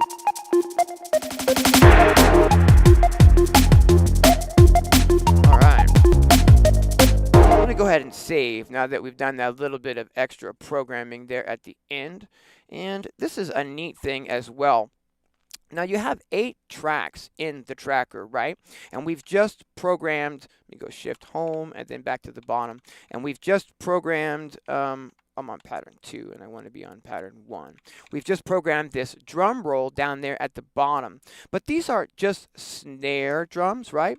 So if I want to maybe add some kick drums into this roll, I can do that. I can literally take the slice of the drums that has the kick drum on it, and I can just put that in on a different track. So if I want the kick drum part to hit here, I can make sure that we're in, pick track 3 to put it on, right? And I can make sure we're in record mode, and I can choose the right instrument, and I can choose whatever slice I want, which in this case is going to be slice number 1, just that kick drum. Now, it's, let me show you this. If I go back to the slice window, when I press back the very first slice here, you can hear that, it's got a lot, it's got more than just that kick drum. It's got all those other sounds in it, but I just want the kick drum. I don't want the rest of those sounds to conflict with the snare roll that we just put in. So what I'm going to do is I'm just going to go back to note and tell that to turn off. So it's only going to hold that slice for a 16th note now. And I can basically, let's see here, I can basically just copy those 2 notes and go copy. And then I can put this in again, right? So now I have at the very end, we have 8 snares, da-da-da-da-da-da-da, but I have the kick drum hitting on those as well to sort of beef up this fill. And let's hear what that sounds like.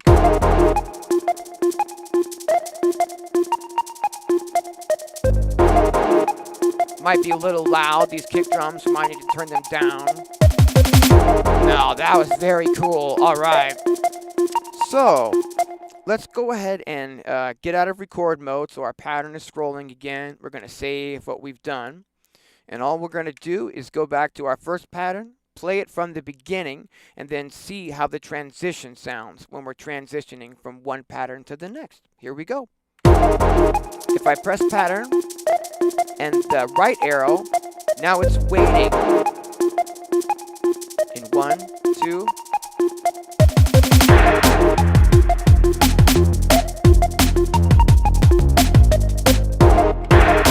Yeah, I think I want want the impact sound in our mix to be a little bit louder. So I'm going to go back to that sound. I'm going to put the overdrive to 2 and turn the volume up like half a decibel just to get a little bit more volume out of that. So when our second pattern hits, it's a little bit more impactful. I think also we're going to go back to pattern 1 and maybe make this snare and kick roll twice as long so that it's a little bit more dramatic of a buildup. We're going to start by copying these kick drums here, and then I'm just going to paste those in above it. Shift and paste, right? And did I get it? I don't think I, oh, because I'm not in record mode. So we can fix that by being in record mode. Oh, I can do them individually too. Fine, no worries. Now, I do want to adjust the, let's see here, the samples that are playing on these. It should be, why am I not seeing that? There we go, slice 1, and so this one is rather a volume, I believe. No, because we're keeping the kicks the same. I didn't do that. Okay, fine. So the kicks are all the same volume, but the snares we're going to need to work with because I've done a sort of a volume build here. So we're going to extend this by doubling it. I'm going to copy that. I'm going to go up 8 here and put the cursor where I want it to be. Shift and paste. Oops, I don't think that did what I wanted. No, actually, it did what I wanted. Okay, sometimes it's a little bit confusing when you're looking at all of these notes, if you know what I mean. And what we're going to do is just make this roll a little bit less dramatic so that I can bring these volumes up more. Cool. Bear with me. Maybe 39 on that one, 37, and 35. And 33. This is, again, just the volume of these individual hits here. So sorry about that loud one there. Make this 31 and 29. You can see I really like to take the time to get in here and do this kind of programming, you know. A little bit adds up if you take the time to get in here and do this sort of finite adjusting on your sounds. So now we've got a full measure snare roll. It's going to hit 16 times, and our kick drum is going to sort of accent that as we play through the pattern as well. Let's go ahead and play, and we're just sort of listening for this section to come in. Hey, see you later, Walt. Thanks for tuning in. Hey, what's happening, Jazz? Oh, yes. Hey, we got to expect us in the chat. Thanks for tuning in, man. All right. 1, 2. Yeah, that's better.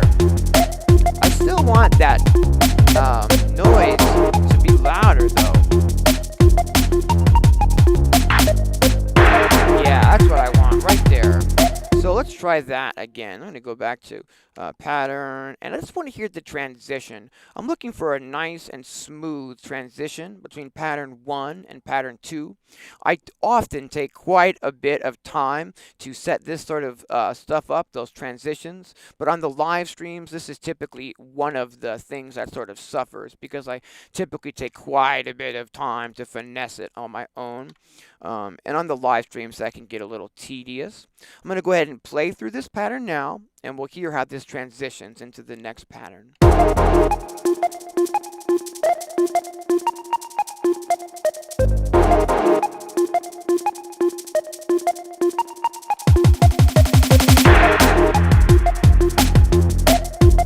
I see.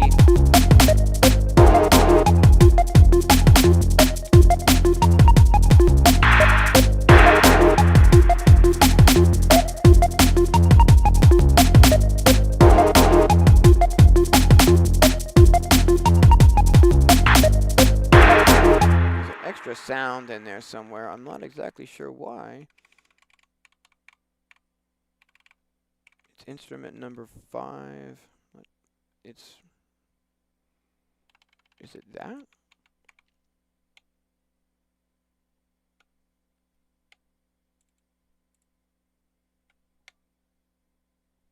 I'm not really sure.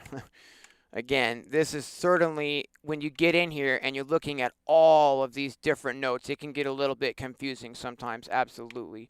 But what I wanted, oh, I'm not in record mode, that's why. There we go. And I believe that will do it. Let's find out.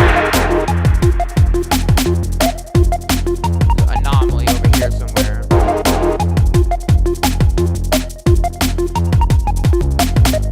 Yeah, there we go. Cool. And now that I fixed that, let's go ahead and save. Again, I just want to stress that I'm a chronic oversaver, and I encourage you to be chronic oversavers as well. Hey, thanks very much, Ed. I appreciate that.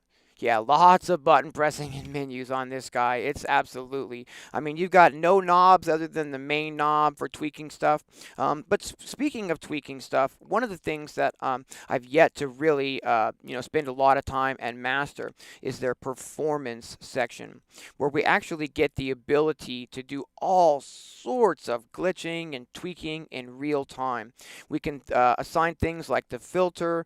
Let's see here. If I go into record mode, it will allow me to scroll through all of the different little performance tweaks that I can set up in this performance screen. I just really haven't spent enough time here yet because I believe it's really deep and really complicated. You can set how many tracks you want to affect in these settings. So maybe you want to just affect the drums, or maybe you want to affect the entire mix to do the things that you press down here. And bear with me and I'll explain a little bit about what you can actually do here. You can set up to where when you change the buttons at the bottom, that it affects the volume of the tracks. You can have it affect the panning of the tracks. So for instance, maybe you've got a lead sound, and in one particular part of the song, you might like that to pan all the way to the left or whatnot. You could set that up here, minus 100, so it's all the way to the left, and now the song is playing, and it's playing regularly, but whenever you hit this button down here, whatever tracks that are turned on suddenly it will pan 100% to the left. I hope that makes sense, and that's what all these effects are about, is that you can turn them on and off whatever tracks you have selected. It's all kind of a real-time performance mode here. I'm going to fix this and turn this back to where it was by default so that I don't have weird stuff in the project that I'm not prepared for. But you can set this to volume and adjust the volume of your tracks. You can adjust the panning, or you could adjust the tuning. So when you press this button, any number of your tracks change pitch. You could assign this to the low pass cutoff, to the high pass cutoff, so you can do some filter stuff. Assign that here when you move these buttons. You can assign it to the band pass filter cutoff, to the delay send, how much delay is going on your particular tracks. So if maybe you're jamming and you have it set up where, when you hold the button or press a button down here rather, it turns the delay on to a very dramatic effect on a lot of tracks, then you could turn that off in real time. You could assign this to your reverb send, and you can customize all of these. So any combination of these effects that I'm talking to you about now. You could have this affect your sample position. So you could get really creative. And for instance, when you press a button here, all your samples move in the start point a certain amount, like 25% into the sample, or 50% into the sample, maybe 75% into the sample, and then back to the beginning of all the samples. You can really get creative with the performance effects. You can adjust the end point of the sample. You can adjust whether the sample plays back forward or in reverse. If you've got an LFO assigned to the volume of your sample, to maybe get some sort of a tremolo effect or whatnot, you can affect the speed of the LFO to your volume. If you've got an LFO assigned to the panning, you can affect the panning speed. So maybe you have a sound that's really gently panning from left to right, and now you set it up to where when you press the down button, it takes that sound and it speeds it up, and it pans very quickly from left to right. Any number of customizable settings that you can set up here. Let's see here. You can adjust like the granular and wavetable settings, which we did not get into today. You can repeat certain steps and do all sorts of like glitching in real time, and then you would turn it off and it would continue following along with your pattern. You can literally change it to play the whole pattern in its entirety, forwards or backwards.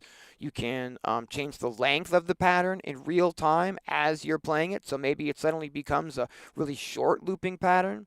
You can adjust the bit depth. Let's do that. Let me turn all the tracks on, right?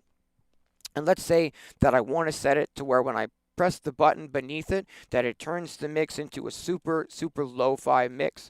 Let's see here. I'm not exactly sure what setting we want, but we'll find out. I'm turn it all the way down and see what happens. It's going to get loud as I start playing again.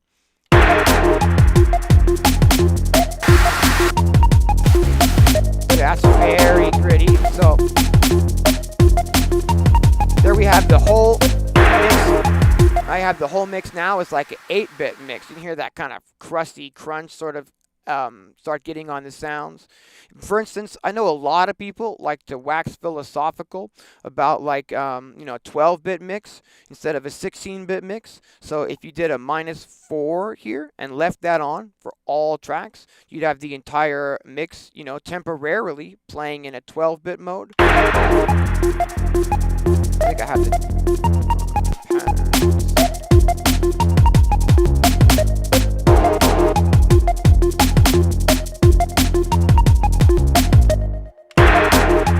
So again, this performance mode is really a powerful place to set up some really custom settings of things you can do while you're actually playing the tracks back. I just haven't spent enough time actually digging through there yet.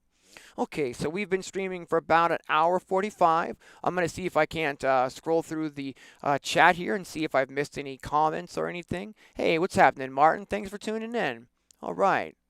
Let's see here. Unfortunately, I'm going to try again. It looks like we lost my webcam for some reason. I don't really know why. I'm going to try to unplug that one more time and see if I can get that to come back in so that I can see you guys properly again. Let's see here. I've never had this happen during the stream where the camera that I'm using as a webcam kind of closed out on me. So this is a first. I wasn't expecting it to either because I've taken the extra time to connect it to the computer via USB. It's not a wireless connection. Regardless, it does not want to come back on at this time. So, yep, we're down to just the one cam, and sorry about that, everyone. Let's see here. Just going to scroll through these comments and make sure that I'm not missing an important question. And if you guys do have any questions, now would be a great time as we're kind of wrapping this up.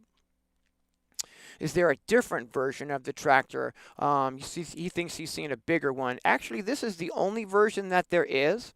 And the size is sort of similar to a Digitact. Let me go ahead and see if I can adjust this camera a little bit here. Bear with me. Okay, cool. So there's the tracker, right? And then I've got a Digitact sitting over here on the side, which I'll sort of put here for reference. So it's just a tiny little bit bigger than a Digitact. Let's see if you can see both of these for reference there. Cool. So that's how big it is. I find the size to be really nice, actually. It's very, very thin and very lightweight, but the unit is made of metal, and it is definitely, it feels very solid and strong. Mine is one of the very first units. I literally pre-ordered mine the very first day that pre-orders were available. So this is one of the first production units that left the warehouse, I guess. I'm not exactly sure why, but in future units, they've changed these buttons. And these buttons are a more rounded button, but everything else is the same size. I don't really have a problem with these buttons. I'm not really sure why other people did have a problem with the buttons, but it sort of is what it is. Try to bring the camera back down for us here. And for those of you who missed the beginning of this stream, I think what we'll do now is load up a few of the grooves that I've already created. I just want to remind you guys that all of the sounds in these grooves are coming from the sound bank that I've been putting together for the tracker for the last, I don't know, like 8 months or so. It's got over 3,000 sounds in it right now, the sound bank. I still have quite a bit of work to do on it, is the thing. I always know sort of at the end of a project, like a really big sound bank, it's just sort of like there's a feeling when you just sort of know it's done. And I haven't got that yet. It's not done. I need to keep adding more sounds. I'd like to add some maybe some single cycle waveforms that I'll custom make, and maybe some custom wavetables to this as well, so that there's just, yet more sounds to play with. Oh yeah, the Medusa. The Medusa is made by Polyend as well, and it's real similar in design to this. It's a synthesizer rather than a sample playback module. Let me go ahead and go back here to the menu, and I'm going to load some of these other projects that I've put together. For those of you who missed the beginning of the stream, we'll just play a couple of these real fast here so you can hear some of the other kind of grooves that I've been putting together. It's not all just drum and bass. In fact, one of these I've got a really cinematic feeling to it that doesn't sound at all like the typical electronic music that I've been putting together. It's going to get loud now in 3, 2, 1.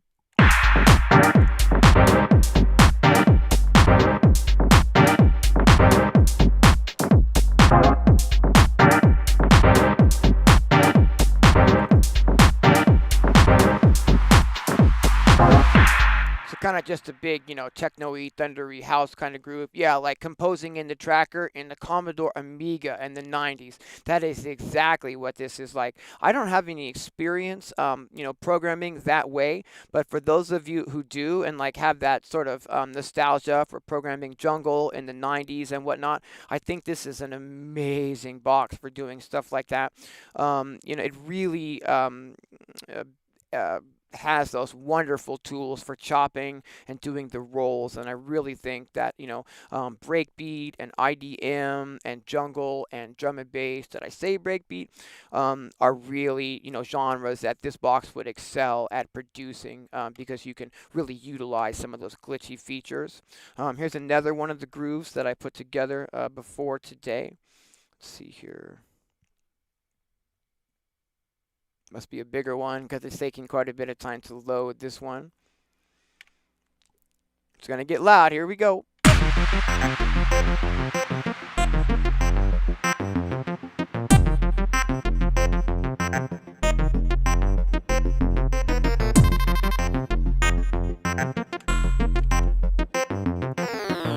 it's waiting to switch patterns in 1.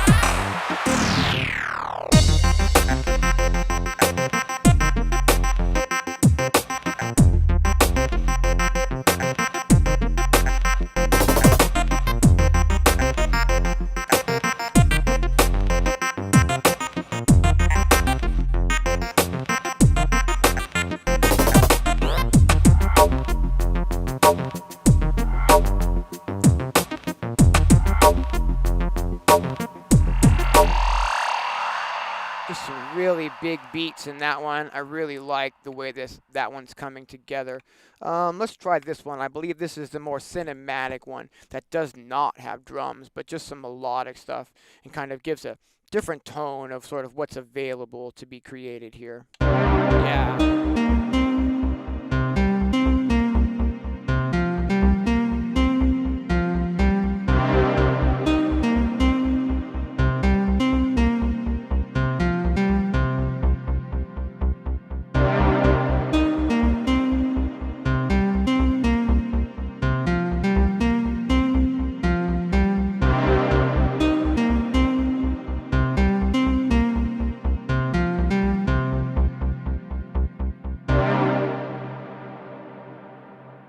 Yeah, so some really fun stuff there. If you've been following me for any amount of time, you know that I really like my drums to be snappy and to hit really hard. I like my basses to sit right in there with those drums. I like my snares to typically be a decibel or two loud, and I love to put like super chilled chords over the top of that kind of stuff and really get my groove on in that way. And this pack of sounds really, if you're into any of the music that you've heard on this channel, all of these kind of sounds are just absolutely overflowing in this bank. Let's check out one more of these patterns.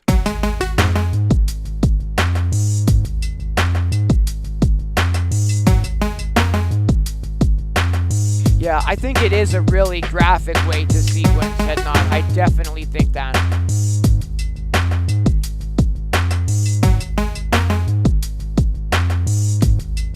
We're going to switch the pattern. Some of those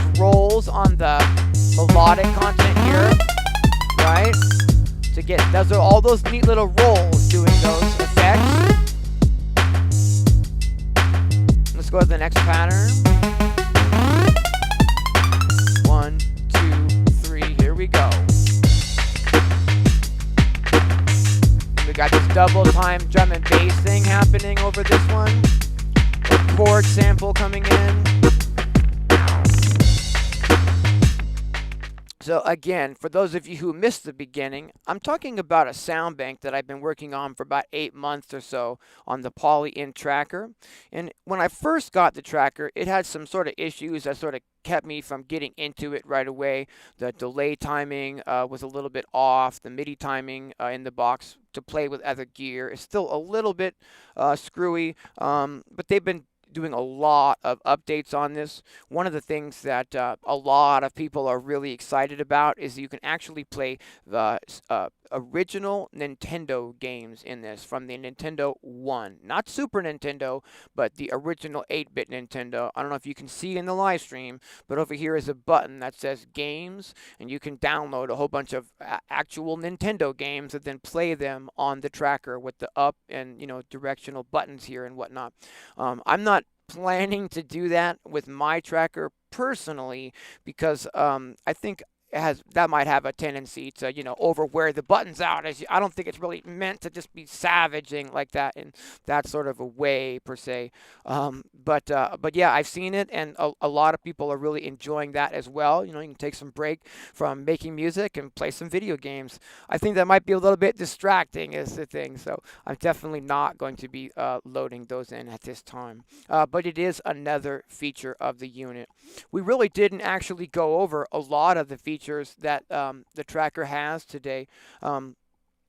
Again, I'm still pretty new to actually using this, but you know, we didn't go through the wave table or the granulizer, the granular sections today as well. It has a wave table playback. You can actually turn any sample into a little bit of a wave table where you can scroll around through the like the timbre of that sound, and I found that to be really neat to play with so far. There's just never enough hours in the day, and I'm still adding a lot more content to this pack than just only making patterns and stuff. I'm still adding content to it.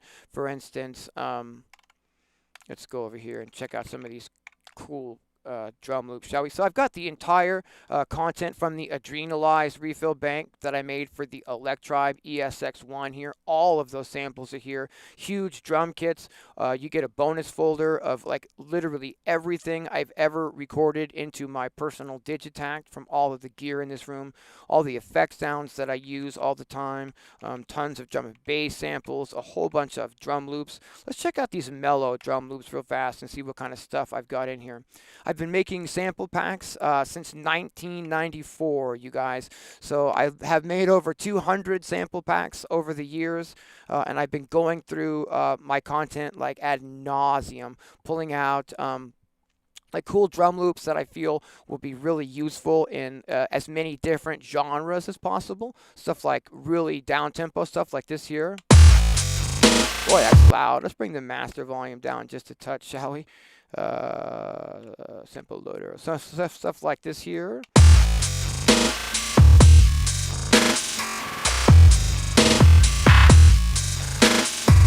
I mean, these are huge sounding, right? Sometimes you don't even really notice that they're mono because some of these are just huge. Got some acoustic drums. I actually played that on an old set of acoustic drums.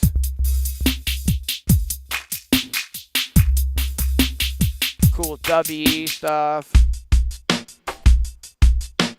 This is the down tempo folder of drum loops.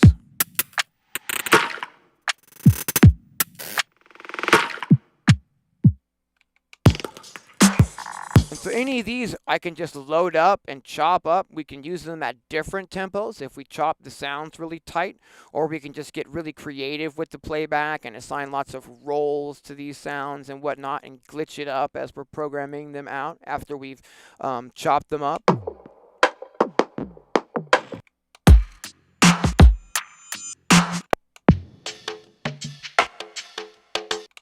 So basically, what I'm doing with this pack is, I'm collecting my favorite sounds from like the last 20 years of producing sounds in sample packs and collecting them all into the right format and collecting them all into the right folder so that everything will be easy to scroll through and inspiring to work with, hopefully.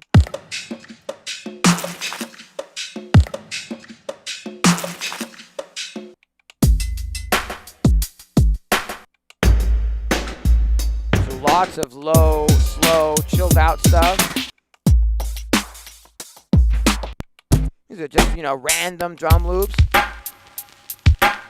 Let's see here. Check out a couple of these up-tempo drum loops before we call it today. It takes a little bit to load the folder of files. Cool. Whoops. And up. Enter. Sorry about that. All right, there we go. We've got some fast stuff in here as well for you to chop up.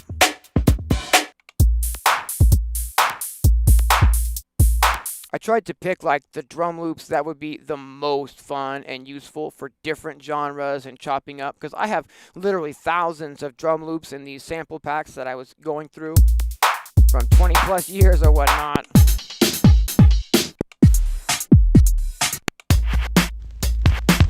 Some lo-fi stuff.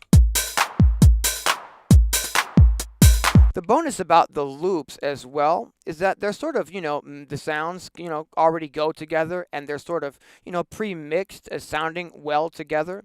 So if you take a loop and you chop it up into little pieces, no matter how you put the pieces back together, the volumes still sound pretty cohesive.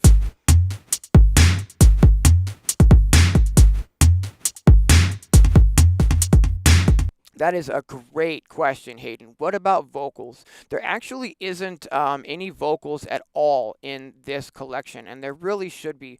I did some spoken vocals on sample packs like way back in the day, but I didn't really find that those would be all that useful to a lot of people. And I'm not really a singer myself, so there really just isn't a lot of vocal samples in this pack. I wish I could say otherwise, but yeah. And we go up and we get, all to the stuff you really want to start chopping out, this drum and bass type of stuff. That stuff just really starts crying out to be, trimmed and pitched. Really funky stuff. Love this one. Come on. Really want to just chop that up and go nuts,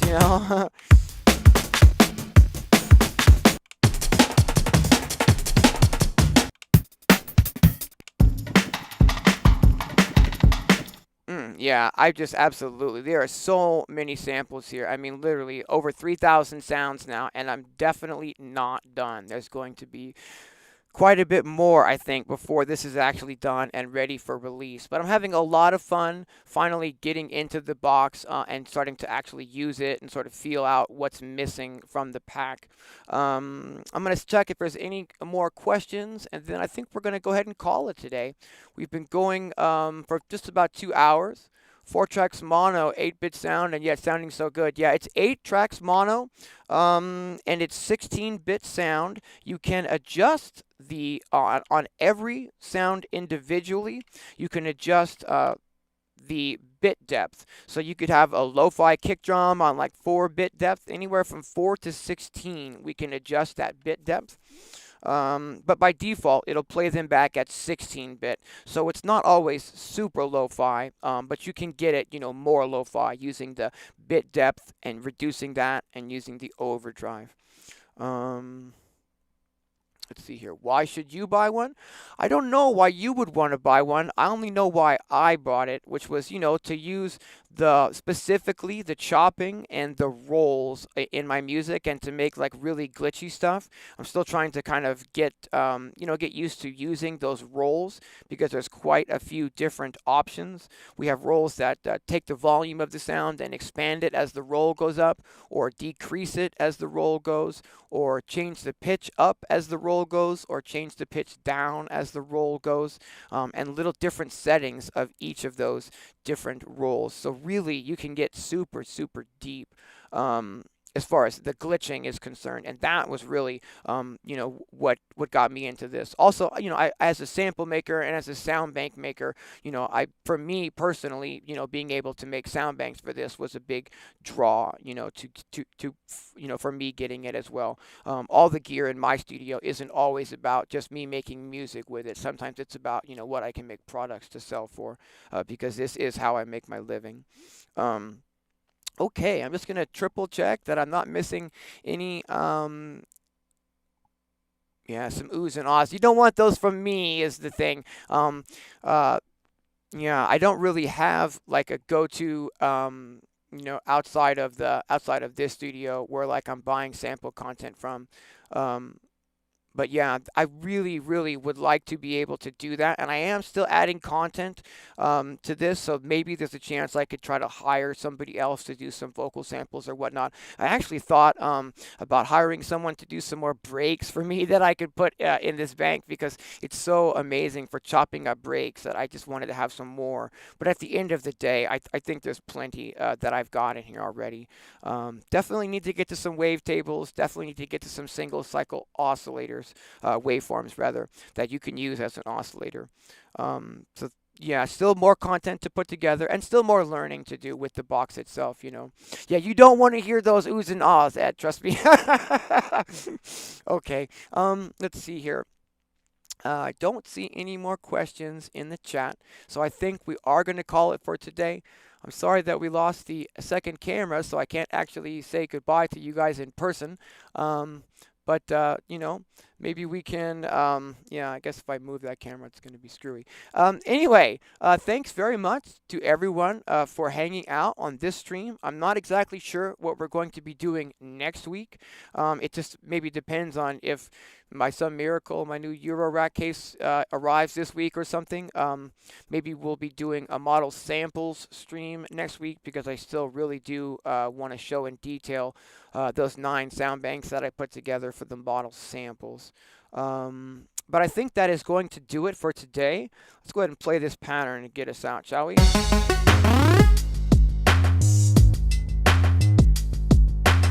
I appreciate everyone tuning in and hanging out. Thanks, you guys.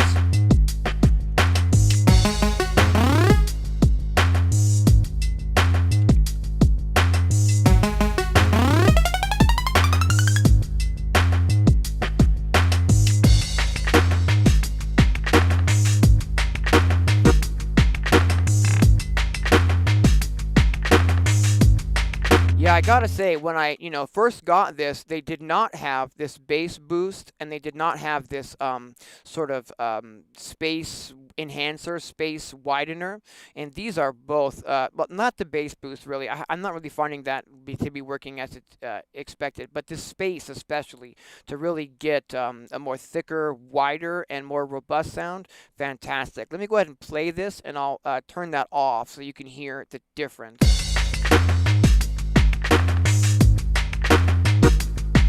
So it's a little bit tighter and a little bit more kind of mono sounding. But if we bring that space up, it starts to kind of thicken and widen up the whole mix. But I find with spatial effects that you really don't want to go too extreme. It might sound great on your headphones, but you don't really necessarily want to create a virtual sounds space of your own for the music to exist in, because it's too unique. It'll sound real odd when played back to back with other things that are not in that same space. So I like to use this sparingly, but I find it really magic, and I'm super glad that they added it. I just want to stress again that they're doing a lot of updates to this, and they seem to be really active in addressing the issues and adding neat stuff like the built-in 5-band EQ was not there originally. So yeah, definitely. We didn't have reverb originally. Originally, it was delay only. So those things definitely are nice that they're still, adding to. We didn't have the video games in here originally. All of that stuff. Hey, Star. Thanks for tuning in. All right. We're just wrapping it up for today. Been a kind of just a fun little experiment with the tracker today. Let's go ahead and, before we sign out real fast, let's play what we made in this session today.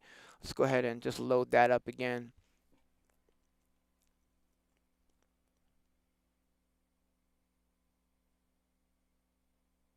Yeah, you got to watch out for this Sweetwater customer service. That's how they get you. Okay, let's see here. We're going to go to pattern 1. This is what we created today from scratch just for fun. And it's going to get loud, so watch your ears in 3, 2, 1.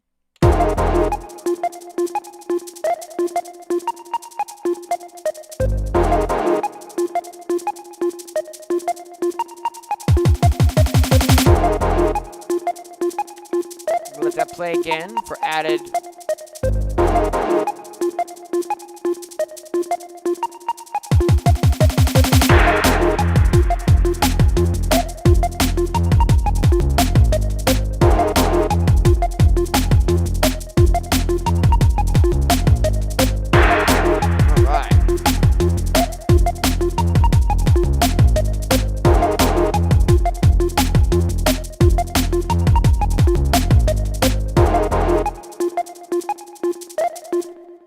Fantastic. Okay, I'm going to go ahead and call it for today. I really appreciate you all joining me. And until next time, thanks for watching.